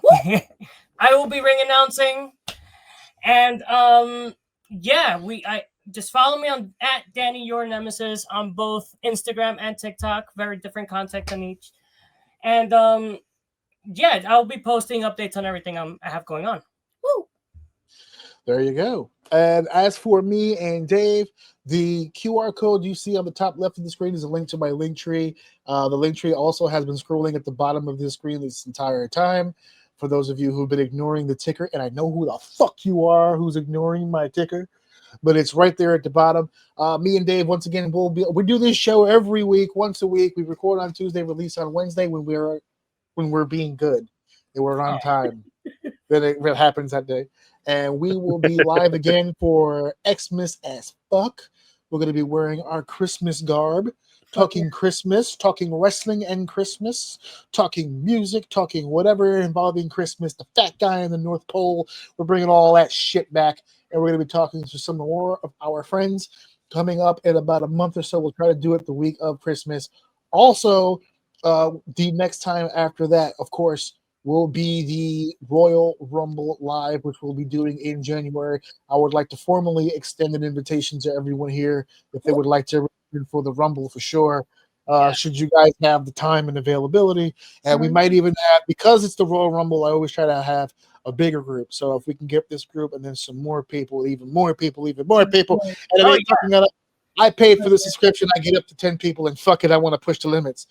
So well, that's what's going to be happening here. Dave, I'll see you again next week. We're back in the saddle again. We got some stuff. I'm already working on a fucking rundown because I got some shit to get off my chest. I don't know if you guys have heard about this airport bullshit and the dress code stuff. We're going to be addressing that bullshit. I refuse to do it. I am addressing comfortably when I go to the airport bar at 10 in the morning. Damn it, put some you- shoes on. For real. You can't fucking stop me. You can't stop me. You know how outrageous these you know what? Next week. Tune in next week. Just wear some flip-flops. We'll get into it along with some other stuff going on. The tournament is also coming to an end in about a week or two, so we'll be talking about that. Lots of stuff to get to on the OUM network. Lots of stuff to get to on the podcast. Also, starting in the new year, now that I have my whole new setup, which includes the camera and the lighting grids and all that stuff, we're bringing back the Independent Wrestler Spotlight. That's where we do the interviews with individuals. So it's like me and an individual. We sit down, we do interviews, talk about their backstory, talk about what they're doing, talking about where they're headed in the world of professional wrestling. So lots of cool stuff coming from the OUM network. I hope to have these fuckers back on again because you guys were as advertised. Fucking great. You guys did awesome today. But me and Dave are back in the saddle. So thank you guys for listening. Thank you guys for downloading. Thank you guys for sharing. And of course, thank you guys for enjoying. And we'll see you next week. This is episode 332, Survivor. Mic drop. Wait a minute. This is too much. Cooking it like a pro. Wrap it up, everybody. Show's over.